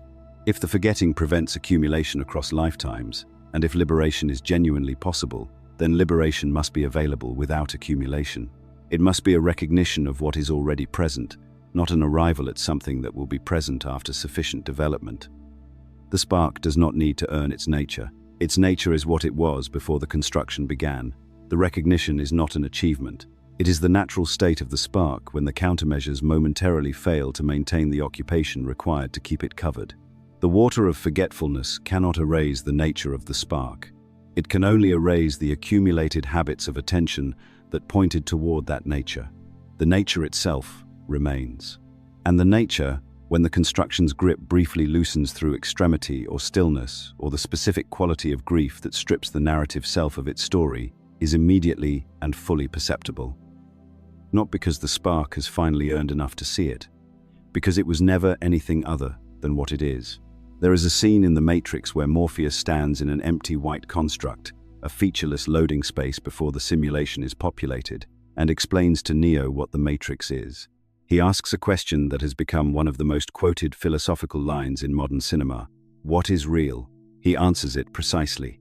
If real means what you can feel, what you can smell, what you can taste and see, then real is simply electrical signals interpreted by the brain. It is a good answer. It is philosophically careful. It correctly identifies the constructedness of sensory experience. It correctly locates the matrix not in some external physical machine, but in the processes through which experience is generated and processed. Morpheus is, in this moment, a genuinely competent philosophical interlocutor. He stops one layer too soon. The framework Morpheus operates within describes two realities: the false simulation, the matrix, the electrical signals generated by machines and fed into the brain to produce a convincing experience of a world that does not physically exist in the form experienced, and the true physical reality, the real world, the actual Earth with its ravaged sky and machine civilization, and the hovercraft navigating the tunnels beneath it. The matrix is false. The physical world outside the matrix is real. The goal is to bring beings from the false layer into the true layer. Two layers, one false, one true. The entire architecture of the film's liberation narrative follows from this. The Apocryphon of John describes three layers, not two. The first layer is the material world, everything physical, everything that can be perceived through the body's sensory apparatus, everything that the brain and nervous system construct from sensory data into the experience of a solid, continuous, navigable physical environment. In the Gnostic framework, this layer includes everything the film calls the real world, the physical earth, the machines, the bodies in the pods, the bodies outside the pods, the hovercraft, all of it. Everything that is made of matter, constituted by matter, sustained by matter, perceived through the physical apparatus that matter built. The second layer is the pleroma, the divine fullness, the luminous, self-knowing totality that existed before the material world, that exists independent of the material world, that the material world is a diminished reflection of, without ever touching the actual substance of. The pleroma is not a place you go. The pleroma is what exists at the foundational level of reality, prior to the level at which matter and energy and time and space operate. It is the level from which the divine spark descended into the construction. And between these two, participating in both but fully belonging to neither, is the divine spark itself. The fragment of pleromatic light enclosed within the material construction, not generated by the material world. Not fully of the material world, not identical to the pleroma, because it is a fragment enclosed in a form that the pleroma as such does not take, but of pleromatic nature, pleromatic origin, pointing toward the pleroma as its genuine home in a way that no amount of material experience ever fully satisfies. In the film's vocabulary, which layer does Neo move between?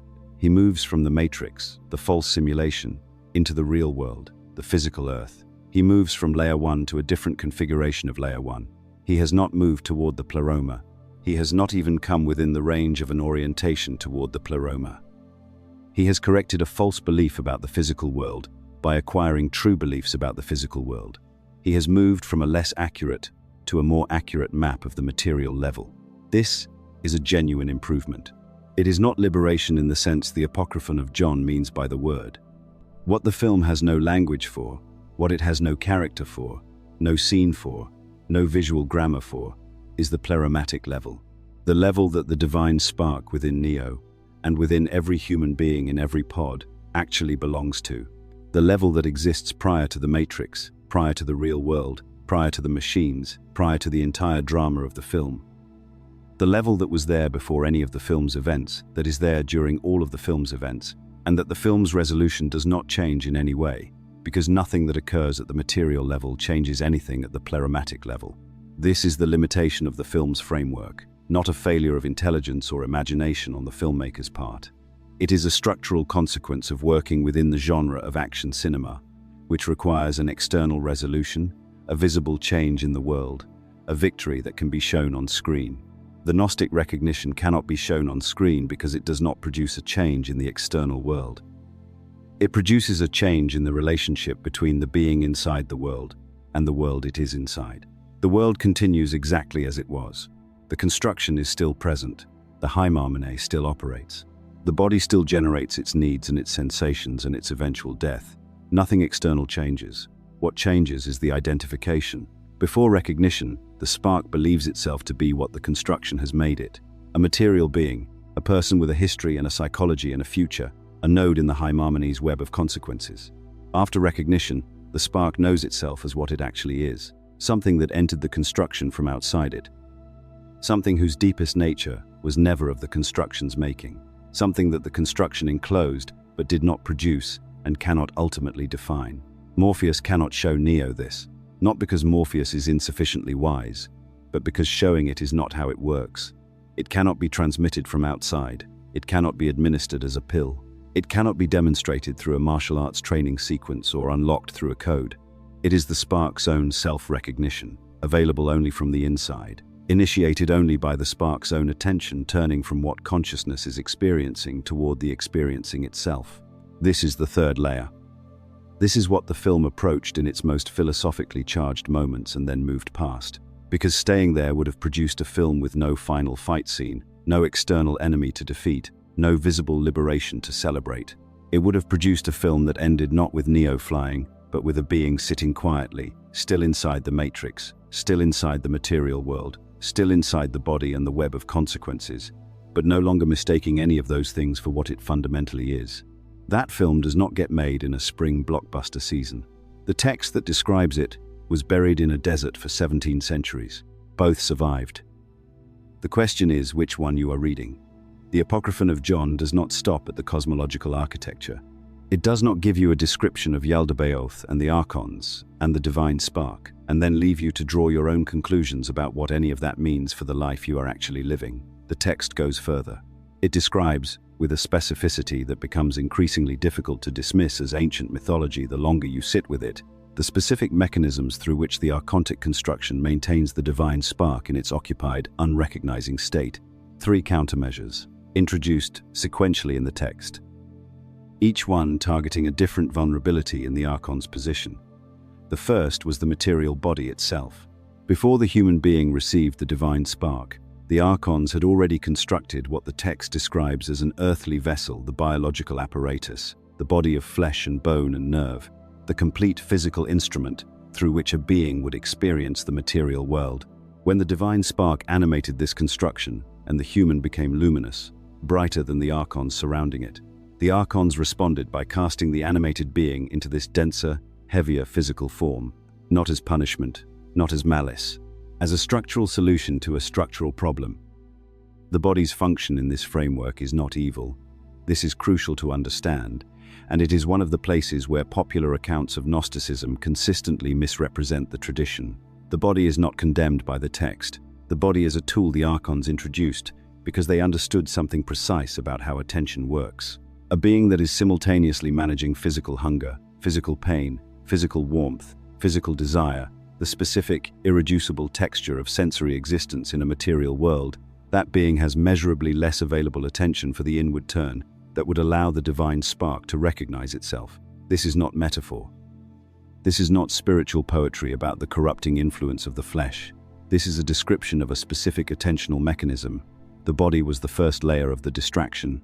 Sensation, biological urgency, the constant low-level hum of physical maintenance, all of it directing consciousness outward toward the surface of experience, away from the depth where the spark's actual nature waits to be recognized.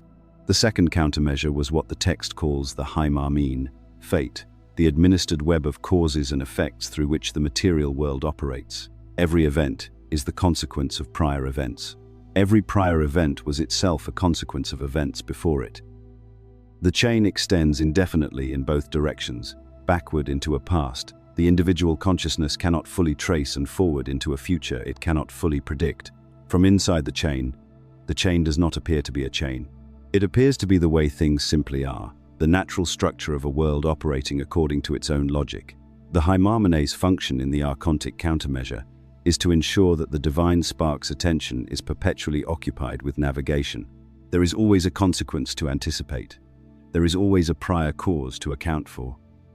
There is always another relationship with its own history and its own forward momentum, another circumstance shaped by what came before and shaping what comes next.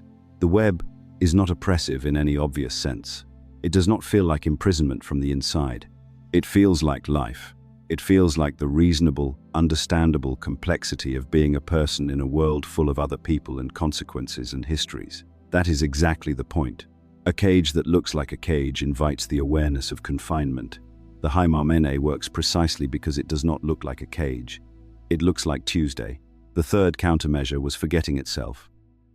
The text describes mechanisms of forgetfulness that operate at the transition between lifetimes, a cup offered at the boundary containing what it calls the water of forgetting, dissolving whatever accumulated recognition the divine spark had managed across an entire lifetime of experience, and returning it to the beginning of a new cycle, with its constitutive nature intact, but its accumulated understanding dissolved. This is not the Eastern doctrine of karma, where the consequences of actions accumulate across lifetimes and the accumulated weight gradually drives the being toward liberation. The Gnostic account is more unsettling than that. In this account, the accumulation itself is interrupted by deliberate design. The Archons understood that recognition compounds. Partial recognitions, moments of genuine stillness, moments when the machinery of self-maintenance briefly fails and something underneath it is briefly perceptible. These moments do not produce stable liberation by themselves, but they leave a residue, a direction, a sensitivity to the inward turn that makes the next such moment more available than the one before. If that compounding were allowed to continue across lifetimes without interruption, the mathematics of it would eventually favor the spark. Not quickly, not easily, but eventually. The forgetting was the Archon's answer to the mathematics. Reset the compound interest. Begin the accumulation again from zero. Maintain the cycle at a level where the moments of recognition remain isolated, disconnected, unable to build toward the threshold that would make recognition stable rather than passing. 3 countermeasures. 1 problem. An ungovernable divine spark, enclosed within a domain it does not originate from, and therefore cannot be fully subject to, the body to occupy it. The web of consequences to keep it navigating outward. The forgetting to prevent the navigation from accidentally arriving somewhere permanent. The construction is elegant. The text acknowledges this, without celebration. Here is where the Apocryphon of John makes a claim that no administrative system designed by limited intelligence ever wants to confront. The tools chosen to solve a problem can be the most effective tools available and still carry within them the precise conditions that eventually make the problem worse. The Archons were not stupid, they were limited. There is a difference. Stupidity is a failure of capacity. Limitation is a failure of access. The Archons had genuine creative power. They had administrative intelligence sufficient to construct a material cosmos of extraordinary complexity. What they lacked was access to the level of reality the divine spark actually belonged to. They could not perceive the pleroma. They could not understand what the spark's nature was at its deepest level. They could see its effects, the luminosity that outshone them, the ungovernable quality that did not respond to archontic authority, and they responded to those effects with the best tools they had. The problem is structural. When you cannot fully perceive the thing you are trying to contain, you design containment based on what you can perceive. The Archons could perceive that the spark required occupation. They could perceive that it responded to sensation, to consequence, to the urgency of biological existence.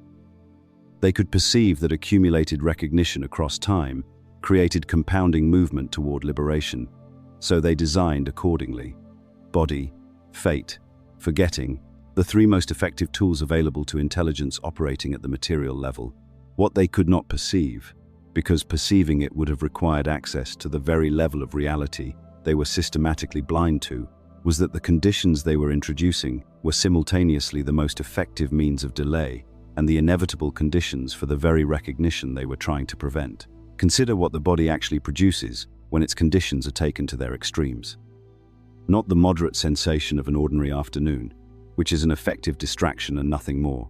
The extremes. Physical pain beyond the threshold that ordinary self-maintenance can process. The specific quality of physical extremity in which the machinery of forward planning, the continuous narrative of the self managing its circumstances, simply stops because the magnitude of what is arriving exceeds the narrative's capacity to absorb and categorize it. In that stopping, in the gap that opens when the self's machinery is overwhelmed, something underneath the machinery is briefly present. The body was introduced to occupy the spark with sensation. Taken to its extremes, the body produces exactly the conditions under which the machinery of occupation momentarily fails. Consider what the high harmony produces when consequences accumulate beyond the point of ordinary navigation. Not the moderate complexity of a Tuesday with its manageable cascade of causes and effects, the moments when consequence arrives so completely, when loss or failure or transformation is so total that the apparatus of forward navigation has nothing left to navigate toward. The web of anticipated futures collapses. The story the self was living inside loses its plot. And in that loss, in the specific quality of being present with a situation the narrative cannot process, the awareness that was generating the narrative is sometimes, briefly, perceptible as itself rather than as the narrative it was producing. The Hymarmene was introduced to keep the spark perpetually occupied with navigation. When it produces consequences that exceed navigation capacity, it creates the precise conditions under which navigation stops. Consider what the forgetting produces across the immense span of time the Archons were working with, not in any single lifetime, where the forgetting at the threshold functions as designed and the accumulated recognition dissolves. Across the full scope of the cycle, millions of returns, millions of partial recognitions, each one dissolving at the threshold, each one nonetheless leaving in the spark's constitutive nature a faint orientation, a slight directional lean toward the inward turn, too subtle to constitute recognition, but cumulatively, adding a quality to the spark's engagement with material existence that the forgetting cannot fully erase, because it is not stored in the accumulated memories that the forgetting targets. It is stored in what the spark simply is, in the constitutive nature that persists through every cycle, precisely because the archons needed it to persist in order to keep animating the constructed body. The forgetting was introduced to prevent the compounding of recognition across lifetimes. The spark's constitutive nature was preserved across lifetimes because it had to be, and the constitutive nature, over sufficient time, accumulates not memories of recognition, but a quality of readiness for recognition that the water of forgetting cannot touch. This is the archon's miscalculation. It is not a dramatic failure. It does not produce immediate liberation or universal awakening. The tools remain extremely effective. The recognition remains rare. The cycle continues. But the tools contain within them, in the specific dynamics of what happens when they operate at their limits, the unavoidable conditions for the exact event they were designed to prevent. The text does not present this as triumph. It presents it as the structural reality of what happens when limited intelligence tries to contain something that originates from beyond the limits of its intelligence. The containment is real. The flaw in the containment is also real. Both things are true simultaneously, which is exactly the kind of answer that limited intelligence finds most difficult to accept. Neo flies at the end of the first film. He rises vertically from the street, phone receiver hanging loose from his hand, suit jacket rippling in an updraft that is the matrix itself bending around his presence. The camera tracks him upward. The shot implies freedom in the most direct visual language available to cinema. The body leaving the ground, no longer subject to the gravity that governs everything below. It is a genuinely beautiful image. It is also, from the perspective of the Apocryphon of John, the wrong image for the right idea. Not because flight is a poor metaphor for liberation, but because the liberation it depicts is liberation within the construction. Neo rises above the matrix. He does not rise above matter. He does not transcend the physical world of the real, the ruined sky, the shattered earth, the hover ships moving through underground tunnels, the human bodies wired into pods. He has mastered the constructed simulation. He has not recognized what exists prior to the entire material level that the simulation was built inside of. In the film's architecture, there are two realities. The Matrix, a generated simulation running inside the nervous system of humans whose bodies float in pods, and the real world, the physical Earth after the war, the actual material reality that the Matrix was designed to obscure. The liberation the film offers is movement from the false layer to the true layer. Neo wakes up to physical reality. He learns to see the simulation as a simulation. He defeats the administrative apparatus that was maintaining the deception. The resolution is external, narrative, visible, and final. The Apocryphon of John describes three realities, not two. The material world, everything that can be perceived through the senses, everything that constitutes ordinary physical and psychological experience, is itself the constructed layer. Not a perfect simulation of something more real underneath it, but a genuine construction produced by genuinely limited intelligence for a specific administrative purpose. Above it, in the sense of more fundamental rather than more spatially elevated, is the plerimatic reality, the divine fullness, the actual nature of what exists at the level prior to everything the archons built. And between these two, belonging fully to neither, is the divine spark within the human being, the fragment of plerimatic light enclosed within the material construction. In the film's language, translated into the Gnostic framework, the matrix is one constructed layer. The real world of the hovercraft and the physical humans and the ravaged earth is another constructed layer. A different layer, less immediately deceptive, not administered through the same mechanisms of generated sensory experience, but still within the domain of what Yaldabaoth and the archons produced in response to the problem of the uncontained divine spark. Still matter, still time, still consequence, still the body with its biological urgency and its constitutive occupation of attention. Neo defeating the machines and entering the real world is, in the Gnostic reading, a being breaking through one administrative layer and arriving in the next. The recognition he achieves is genuine at the level of the simulation, but does not reach the level that would constitute the gnosis the text is describing. He has learned to see the code. He has not recognized what is doing the seeing. This is not a dismissal of the film's achievement. The distinction I'm drawing here is not between a good film and a better idea. It is between a philosophical system that stops at two levels of reality and a philosophical system that describes three, with the third being the one that actually matters for the question of genuine liberation. Morpheus has the wrong metaphor because he stops one layer too soon. His speech about what is real, about electrical signals interpreted by the brain, is philosophically careful and structurally incomplete. He identifies the matrix as the false layer and the physical world as the true layer. The Gnostic framework would say, yes, and the physical world is also a constructed layer, just constructed at a level one step closer to the foundational reality than the simulation running inside it. Taking the red pill and waking up in the physical world is progress. It is not arrival. What the Wachowskis intuited, and what the resurrection scene almost articulates, is the third level. When Neo comes back to life after being shot by Agent Smith and the bullets stop in midair and the Matrix becomes visually transparent to him as cascading green code, what the film is showing, without quite saying it philosophically, is a being that has recognized it was never fully subject to the construction's rules, not because it learned to override them, because it recognized that its deepest nature did not originate within the domain those rules governed. That moment is the closest the film comes to the gnosis the Apocryphon of John describes.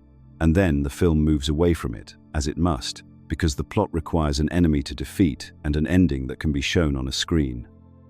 The recognition becomes a combat skill, the liberation becomes a negotiation. The third level collapses back into an extremely capable engagement with the second level. The Gnostic text does not have this problem. It has no screen to satisfy, no action sequence to justify, no audience expecting a final fight. It follows the implication of the third level to its conclusion, which is both more radical and less cinematically satisfying than anything the film arrives at. One of the most common misunderstandings about the Gnostic tradition, and I want to be precise about this because it has practical consequences, is the assumption that gnosis is something you acquire, something you build toward, something that accumulates through the right reading, the right practices, the right community, the right progression through a sequence of increasingly refined understanding. The assumption is that gnosis is at the end of a path, and the path is something you walk. The Apocryphon of John does not describe gnosis as the end of a path. It describes gnosis as the direct recognition of what was always already present, not something acquired, something noticed, not a new state produced by sustained effort. The natural state of the divine spark, which becomes perceptible when the conditions that were keeping it covered momentarily fail to maintain the level of occupation required. The distinction matters practically in a way that is worth sitting with.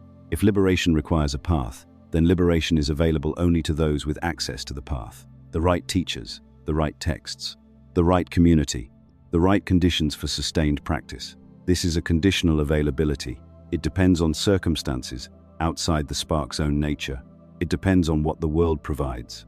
If liberation is recognition, a direct perception of what the spark actually is, then it depends on nothing external. The capacity for it is native. It is not installed by any practice. It is not transferred by any teacher. It cannot be given or withheld by any institution.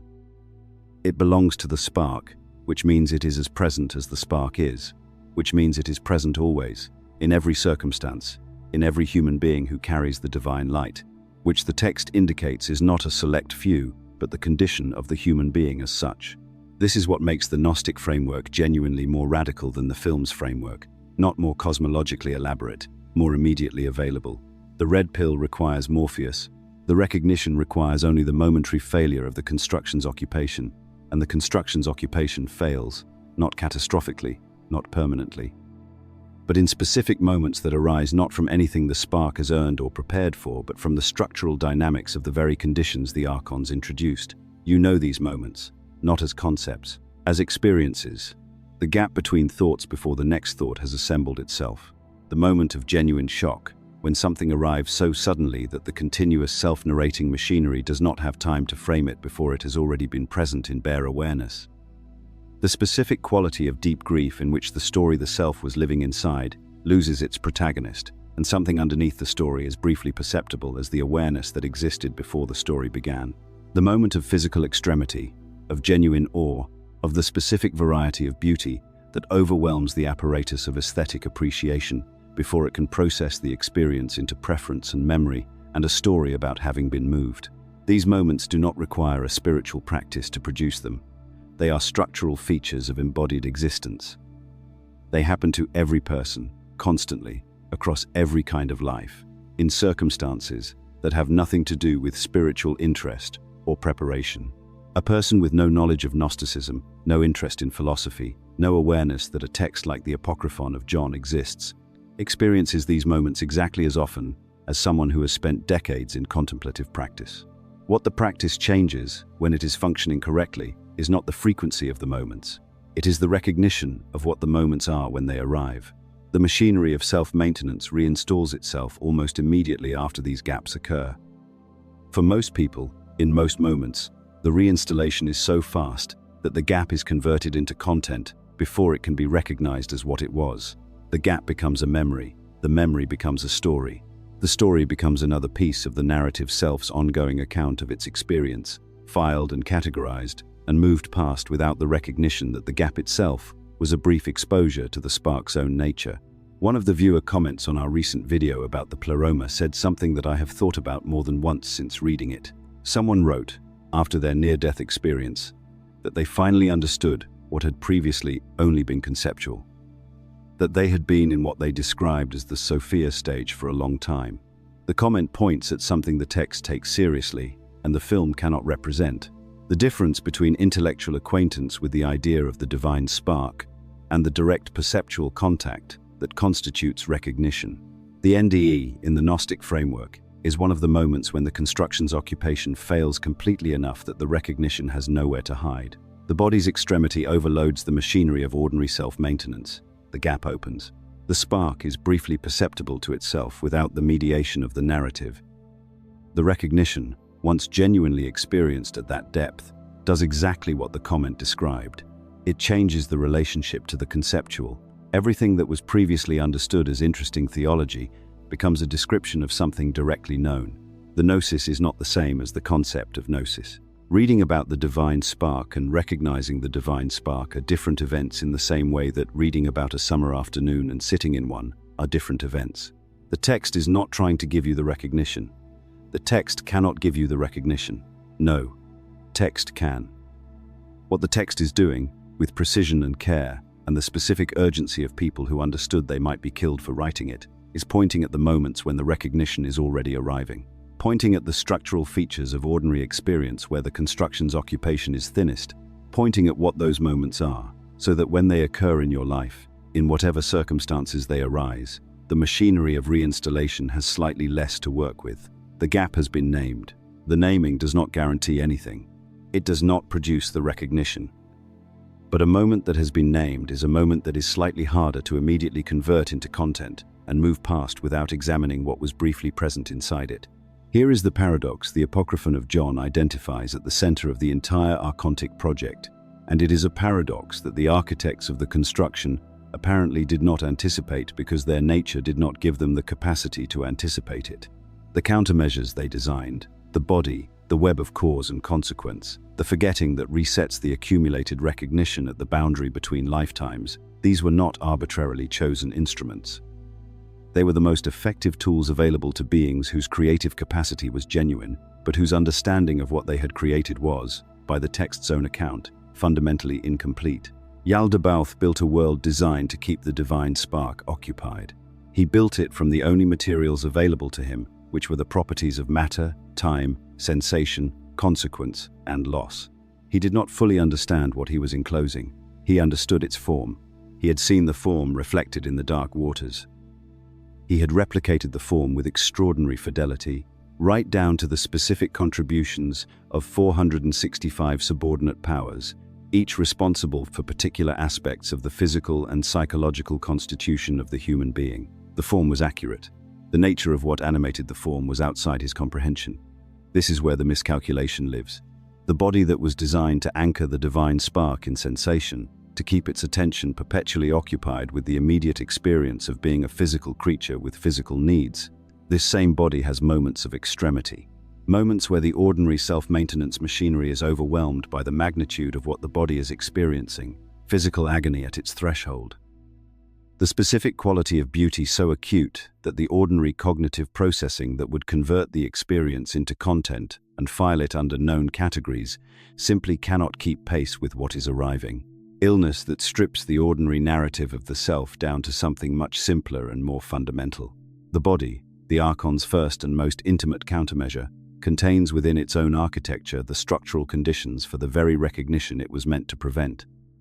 The Hymarmene, the web of cause and consequence that keeps the divine spark perpetually navigating implication and forward planning and the management of a life. This same web produces, inevitably, consequences of sufficient magnitude that the forward planning apparatus collapses entirely, loss that is too complete for the ordinary psychological machinery to absorb and continue operating, grief that does not respond to narrative management, a consequence so total that the being navigating consequence is briefly left without the navigational orientation that the Hymarmene depended on to maintain occupation. These moments are not failures of the Hymarmene. They are structural features of any sufficiently complex system of interlocking causes and effects. The web generates its own moments of overwhelm. The archons could not have built the web without them. The forgetting, the mechanism that prevents accumulated recognition from compounding across lifetimes, this operates at the transition between lives. Within a lifetime, it does not operate. Within a lifetime, the partial recognitions that occur, the moments of stillness, the gaps between thoughts, the experiences of genuine awe or genuine extremity that briefly strip the narrative self of its operational momentum, these accumulate. Not in the form of memory, not in the form of intellectual content that the cognitive apparatus retains and files. They accumulate in what the Gnostic tradition describes as a deepening of the pneumatic quality of the being, a gradual thinning of the identification with the construction, a slight but real loosening of the grip with which the constructed self insists on itself as the totality of what is present. This is not dramatic. It is not a sudden reversal. It does not produce anything that looks from the outside like transformation in most cases.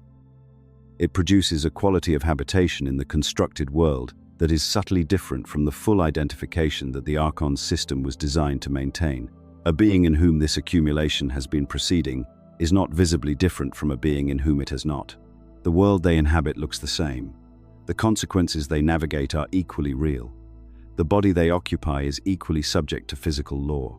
What is different is a single thing, a quality of relationship to the construction that is slightly less total than it was before the accumulation began. The construction is still present. It is still navigated. The life inside it continues in every practical detail. But the identification has developed a hairline fracture, not a break, not an exit, a fracture, a place where the pressure of the construction no longer produces the complete adhesion it was designed to produce. The Archons built a system that was very nearly perfect. Very nearly is the only margin the Apocryphon of John requires. The divine spark does not need a wide opening. It needs the hairline fracture that the construction's own materials, matter, time, consequence, the body itself, inevitably produce. Morpheus gets very close. This is what makes the scene philosophically interesting rather than merely dramatically effective. He is standing in the white expanse of the construct, the loading program, the simulated space that exists inside the matrix, inside the ship, inside the real world. And he asks Neo a question that is genuinely good as philosophical questions go. What is real? He follows it with the suggestion that if real means what can be felt, tasted, smelled, and seen, then real is simply electrical signals interpreted by the brain. This is correct. This is accurate. This is also, from the Apocryphon of John's perspective, stopping at the wrong layer. Morpheus identifies two levels. The simulated experience inside the matrix, which is electrical signals that the simulation generates and feeds to a nervous system in a pod, and the genuine physical experience outside the matrix, which is electrical signals that the actual physical world generates and the nervous system of a free human being interprets. Two levels. One false, one real. The false one is the construction. The real one is what exists when the construction is removed. The Apocryphon of John describes three levels, not two. The first level is the material world, everything physical, everything that can be perceived through the senses. Everything that the body and the brain and the external environment constitute together. The electrical signals and the nervous system that interprets them. The world of matter, time, sensation, consequence. The world that Yaldabaoth and the Archons constructed in response to the problem of the uncontained divine spark. This level includes what Morpheus calls the real world, the hovership, the ravaged sky, the physical earth, the human beings who survived. All of it is archontic construction. All of it is the material layer that the Gnostic text identifies as the matrix, the construction designed to maintain the divine spark in its occupied, unrecognizing state. The second level is the pleroma, the divine fullness, the luminous self-knowing totality of what exists at the foundational level of reality, prior to matter, prior to time, prior to the conditions that make physics possible, not a place, not a realm in the spatial sense, the actual nature of what is real, which the material world is a diminished and derived and constructed version of. This level has no representative in the film, no character occupies it, no scene takes place within it. The film has no language for it because acknowledging it would have required the film to suggest that the real world, the heroes are fighting to protect, is itself a layer of the construction rather than the genuine ground of reality. That is not a story that leads to a satisfying external resolution. That is a story that leads somewhere more interior, more uncomfortable, and cinematically much harder to conclude. The third level is what exists between these two, not spatially between them, not midway along some cosmic vertical axis, but participating in both and fully belonging to neither, the divine spark within the human being. The fragment of pleromatic light that entered the archontic construction from outside it when Sophia's act produced Yaldabaoth, and Yaldabaoth's act of breathing his spirit into the human form, was used by the pleroma as a conduit for something Yaldabaoth could not have generated independently. The divine spark is of the pleroma. It carries pleromatic nature. It is not a product of the material layer. It is not something the archons made. It was made by the same process that made Barbello and the Aeons, the same process of emanation from the invisible spirit that constitutes the pleroma itself. In the film's language, what this means is specific. The deepest truth about the human beings lying in the pods is not that they are bodies being deceived about the physical world. The deepest truth is that they are divine sparks, enclosed within bodies that are themselves inside a constructed world. And the divine spark's genuine nature belongs to a level of reality that the entirety of what the film calls the real world is still operating below. Morpheus escapes the simulation. He does not escape the material layer. He moves from one administered domain of the archontic construction to a slightly different one. He is less deceived than Neo at the beginning of the film because he knows the simulation is a simulation. He is not less enclosed because the physical world he inhabits after escaping the simulation is itself the construction that the Apocryphon of John is describing. This is not a criticism of Morpheus as a character. It is a structural observation about where the film's philosophical map ends and where the Gnostic text's map continues. The film drew the most accurate map it could within the constraints of what a commercially released narrative film can describe. The text, written by people with no commercial constraints and with the understanding that they might die for what it contained, drew the map one layer further down. That additional layer is where the question of genuine liberation lives, not in the choice between the simulation and the physical world, in the recognition of what exists prior to both. The word gnosis is frequently misused in contemporary contexts. It is used as a synonym for esoteric knowledge, for secret information, for the kind of specialized understanding that distinguishes initiates from the uninformed. This usage is not entirely wrong, but it is significantly incomplete, and the incompleteness matters because it makes the thing the Apocryphon of John is describing sound like an acquisition, like something you add to what you already are, by learning the right content, and the text is describing something categorically different from that. Gnosis, in the precise sense the text uses it, is not information about the pleroma. It is not a theological framework for understanding the archontic construction. It is not a cosmological belief system that you adopt on the basis of finding the arguments convincing.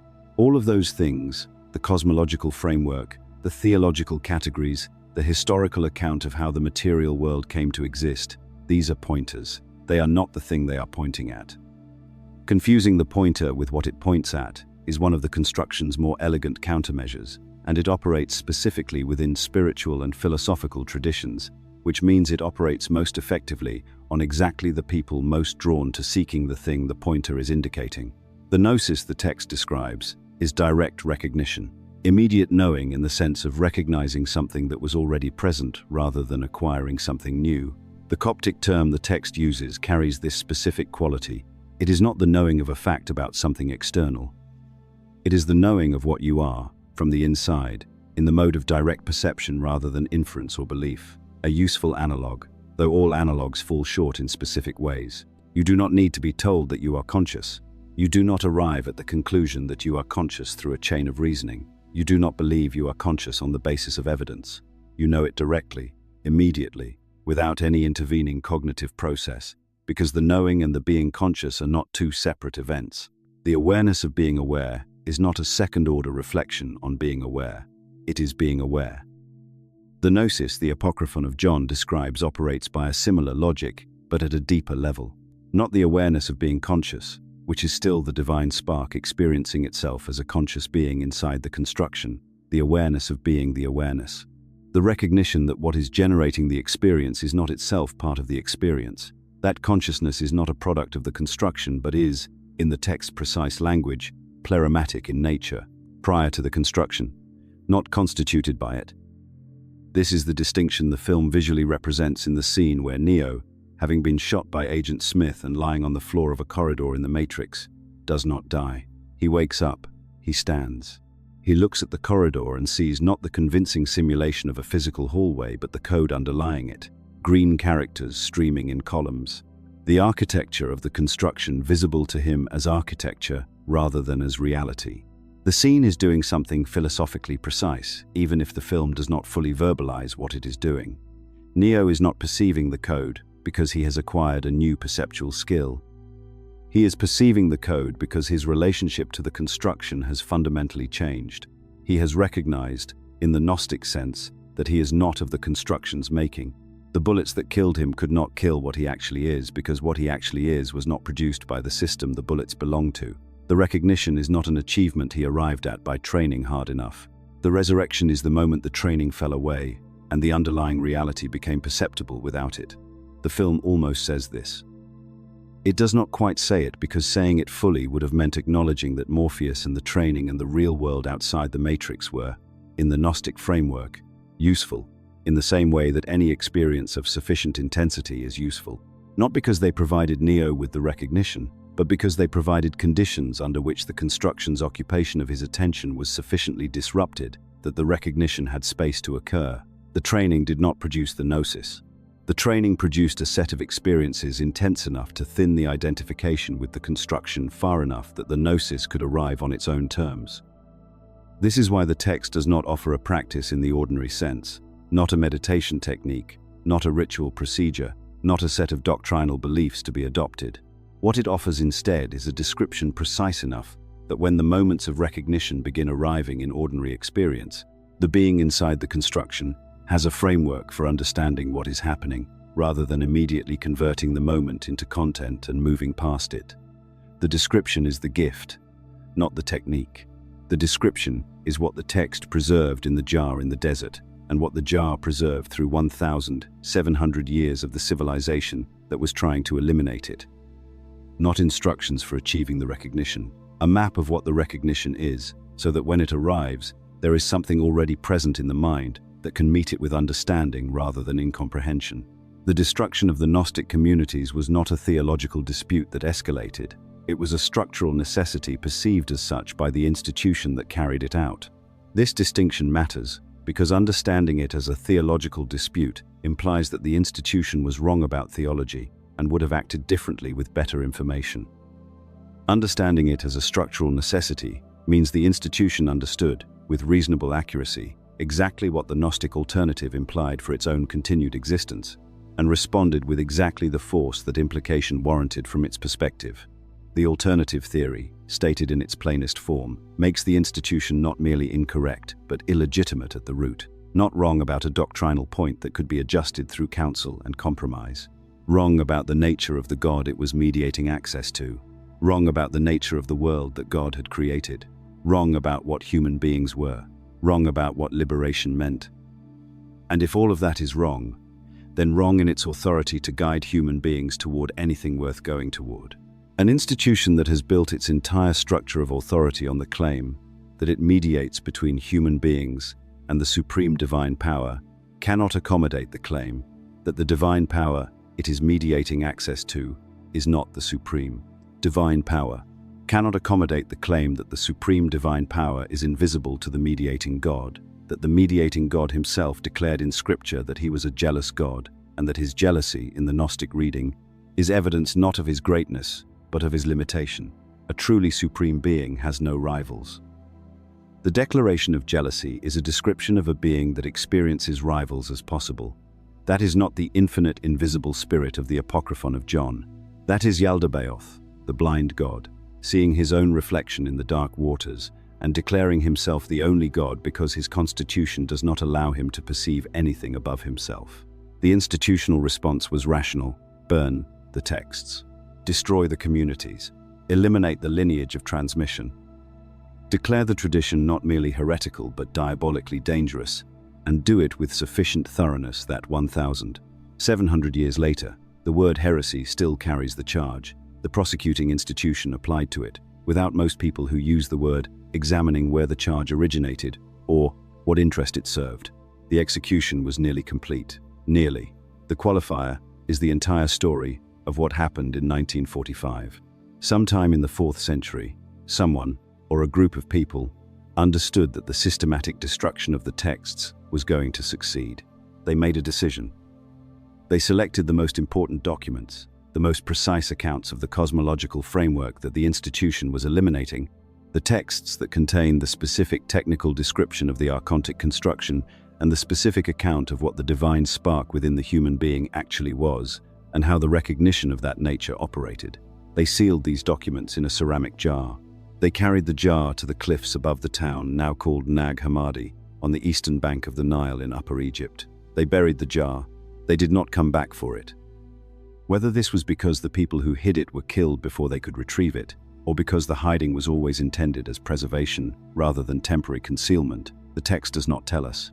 What the archaeological record tells us is that the jar remained there, undisturbed, through the entire period of the institution's maximum historical power, through the centuries in which the civilization the institution had shaped rose, peaked, fragmented, and transformed into the world that eventually developed the tools and the scholarly infrastructure required to excavate, date, translate, and publish what was inside it.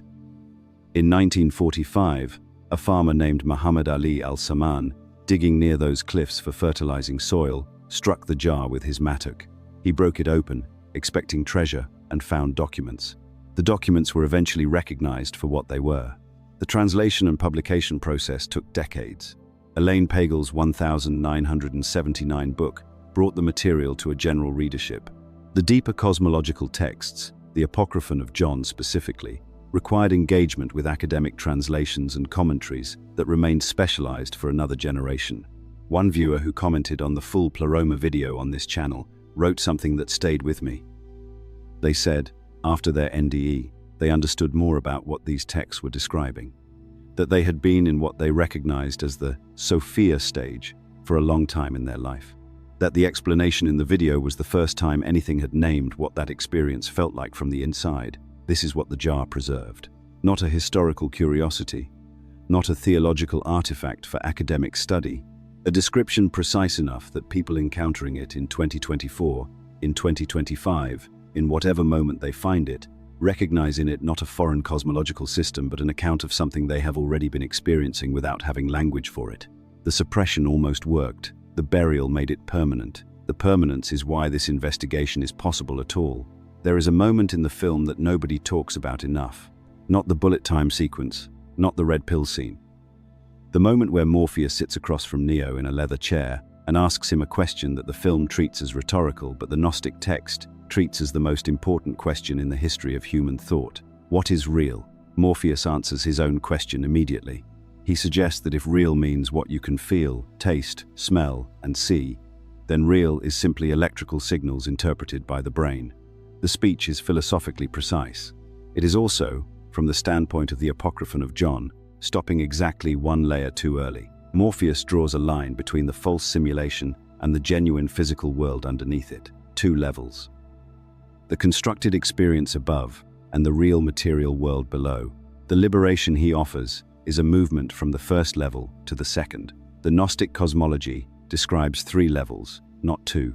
The first level is the archontic construction, everything physical, everything that can be touched, measured, suffered, or enjoyed. The entire apparatus of embodied material existence, including what the film calls the real world, the ruined sky over Zion, the metal corridors of the Nebuchadnezzar, the physical bodies in the pods, all of this, in the framework the Apocryphon of John provides, falls within the domain Yaldabaoth, built in response to the problem of the uncontained divine spark. It is all matter, it is all constructed, it is all administered by the system of interlocking causes and effects the text calls the High Marmine. The second level is the pleroma, the divine fullness, the luminous totality that exists prior to everything Yaldabaoth made, prior to the material world, prior to the cosmos, prior to time and causation themselves. Not a place, not a realm you travel to. The fundamental nature of what exists at the level of reality beneath and before all construction, the invisible spirit and everything that emanated from it. The source from which the divine spark within every human being was drawn, not by invitation, not by design, but through the mechanism of Sophia's act and Yaldabaoth's breath. The third level is where it gets precise, in a way the film never achieves. Between the archontic construction and the pleromatic fullness, participating in both but belonging fully to neither, is the divine spark itself, the pneuma, the fragment of pleromatic light enclosed within the material body, not a product of the construction, not generated by the archons. Carried in from outside the construction through the specific mechanism the text describes, Yaldabaoth's act of breathing used as a conduit by a force operating at a level Yaldabaoth could not perceive. The divine spark inside the human being is not part of what the archons made. It is the thing they could not make, and could not destroy, and could not entirely contain. In the film's language, the matrix is the constructed experience layer. The real world, the physical earth, the surviving humans, the machines, the entire war, all of this is still the first level. It is still the archontic domain. It is still matter, still consequence, still the apparatus of a system designed to keep the divine spark attended outward toward the urgency of physical survival and away from the inward recognition of its own nature. Morpheus offers Neo a movement between 2 points that are both within the same constructed domain. The Apocryphon of John describes a recognition that is not a movement between points at all. It is a shift in what the divine spark takes itself to be, not a journey from one level to another, because the spark is already present at the level it belongs to. It has always been present there. The construction did not displace it. The construction occupied it. Occupation is not displacement. The spark is still pleromatic in its deepest nature, while fully enclosed within the material experience the archons produced. This distinction is not abstract. It has an immediate and practical consequence for what liberation actually requires. If liberation means moving from level 1 to level 2, from the false simulation to the real physical world, then it requires external assistance. Someone has to find you in the pod. Someone has to administer the signal trace. Someone has to be already outside the constructed layer you are inside in order to reach in and pull you out. Liberation is contingent on external conditions aligning. It depends on Morpheus. If liberation means the spark recognizing itself as what it actually is, pleromatic in nature, not produced by the construction that encloses it, then it depends on nothing external. The capacity for the recognition belongs to the spark. The spark has always had it. The construction's entire function is maintaining the specific quality of outward-directed, occupied attention that makes the recognition functionally impossible in ordinary circumstances, while never being able to make it absolutely impossible, because the capacity itself is not the constructions to revoke. Morpheus has the wrong map. He has a map that shows 2 territories when there are 3. And the third territory, the one the divine spark actually belongs to, is the only one that matters for the question of what genuine liberation is and where it comes from. The archons faced a specific engineering problem after the divine spark animated the body they had constructed. The being they had built was brighter than they were. It carried within it something they had not put there and could not replicate.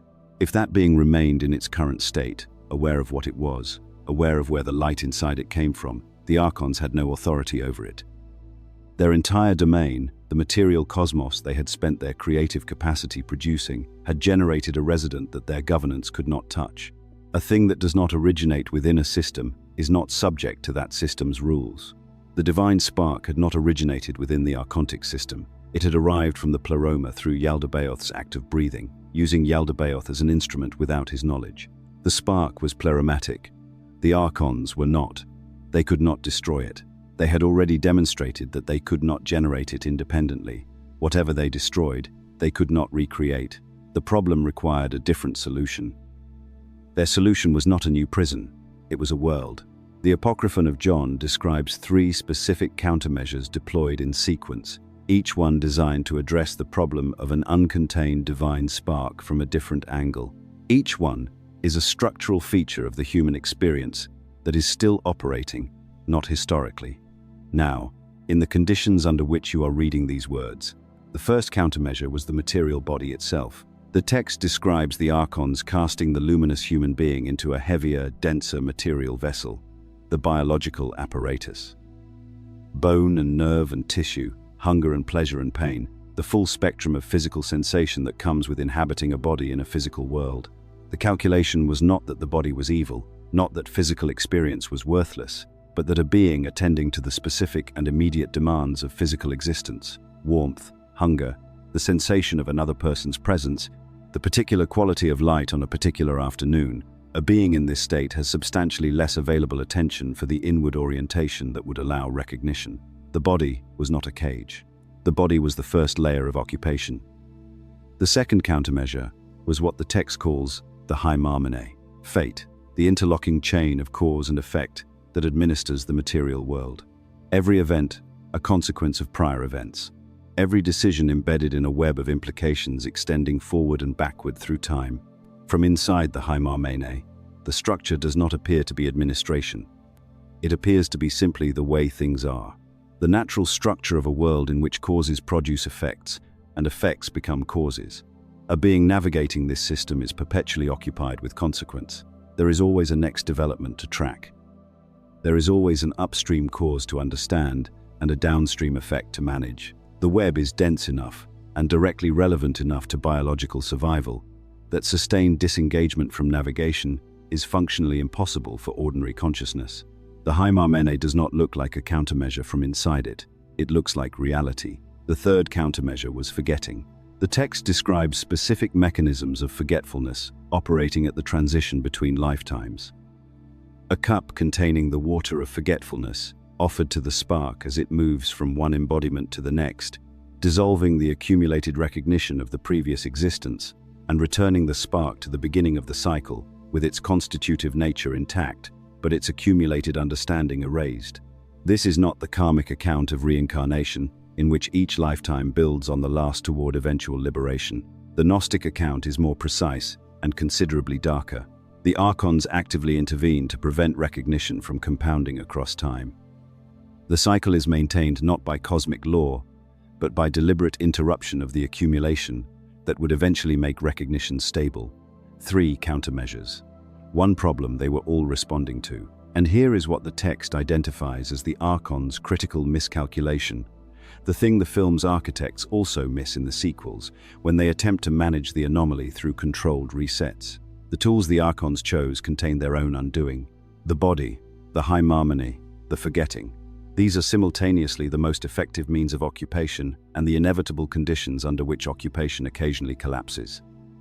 The specific qualities of embodied existence that were meant to keep the spark attended outward, sensation, consequence, the urgency of a life being lived, these same qualities, at sufficient intensity, produce the conditions under which the ordinary machinery of self-maintenance breaks down.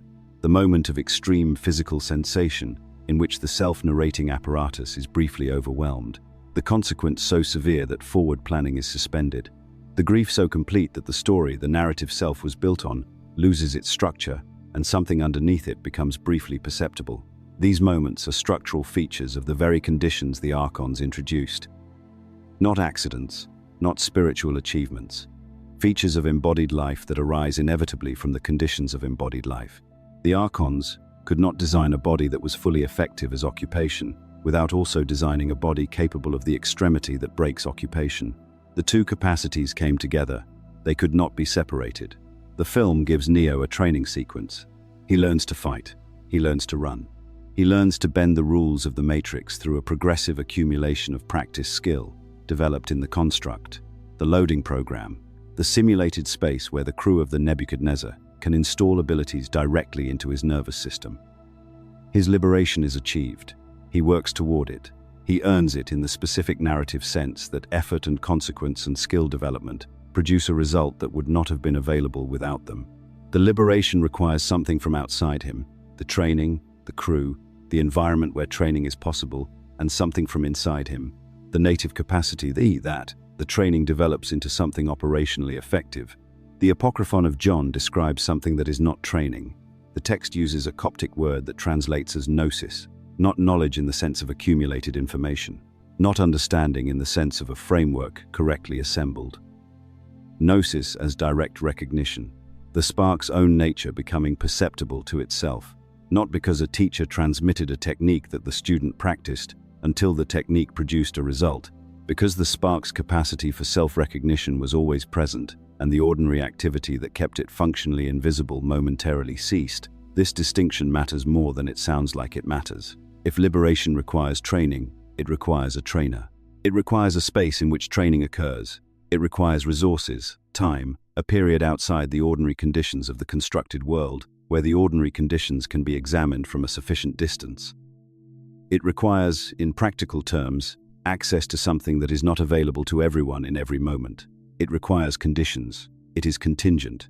If liberation is recognition, the spark's own nature becoming perceptible to itself, then it requires nothing that is not already present. The capacity belongs to the spark. The spark has carried it in from outside the construction. The construction cannot remove it because the construction operates at a level that cannot reach the spark's deepest nature. The recognition is available in principle at any moment when the construction's occupation of the spark's attention is sufficiently loose that the inward turn becomes possible. The text is precise about what the inward turn is. It is not a thought about the spark, not a belief about the pleroma, not a conviction adopted on the basis of an argument, however compelling. These are all contents of consciousness. They are all things that appear within the field of awareness. The recognition is not another content. The recognition is a shift of attention from the contents of experience toward what is doing the experiencing. From what consciousness is producing toward the awareness within which that production is occurring, the gap between one thought and the next, before the next thought has assembled itself. The moment of genuine shock in which the self-maintaining narrative is briefly suspended by something too large for it to process at ordinary speed. The moment of awe in which the machinery of self-protection is overwhelmed by the magnitude of what has arrived. The moment of profound grief in which the story the self was built on stops making sense, and something underneath the story is briefly perceptible as the awareness that existed before the story began. These are not mystical events. They are structural features of ordinary human experience. They happen to everyone. They happen constantly. They are almost never recognized for what they are, because the narrative self reinstalls itself almost immediately and converts the moment of recognition into memory, into content, into something that can be processed, filed, and moved past. The machinery is fast. The reinstallation is efficient, but it is not instantaneous, and it is not absolute. The archons cannot eliminate these moments because the moments arise from the spark's own nature, and the spark exists at a level the archons cannot access. What the construction can do, what it is specifically designed to do, is ensure that the reinstallation happens quickly enough that the recognition never has time to deepen into the gnosis that would make it stable rather than passing. This is the precise mechanism of the construction's operation, not a wall, not a lock. A rate of reinstallation fast enough that the gap between thoughts never becomes a sustained recognition. The occupation is not total. It cannot be total.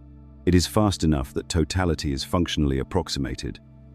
The film shows Neo standing in the corridor of the Matrix after his resurrection, seeing the code for the first time, the construction suddenly transparent to him, as if he has learned to see the scaffolding behind the walls. The image is visually extraordinary.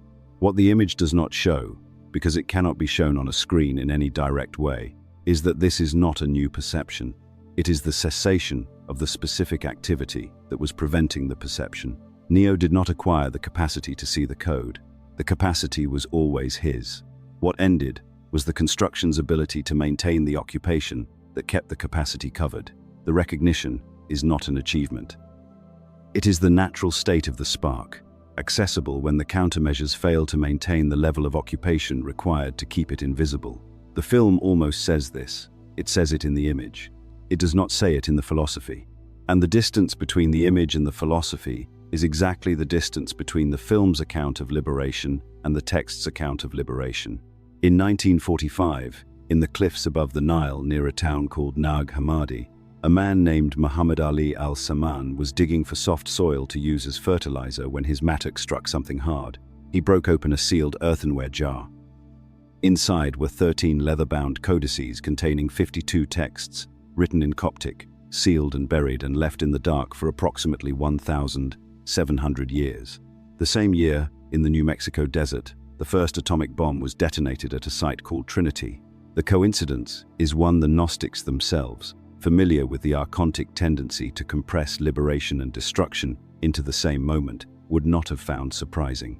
What was in that jar had survived everything: the councils that declared it heretical, the edicts that made possession of it a capital offense, the systematic burning of the communities that produced it, the complete institutional victory of the tradition that replaced it, a tradition that ruled the intellectual and spiritual life of Western civilization for 15 centuries. The document had outlasted all of it, not because it was protected by a powerful institution, because it was hidden by people who understood that what it contained was important enough to preserve through concealment when preservation through transmission was no longer possible.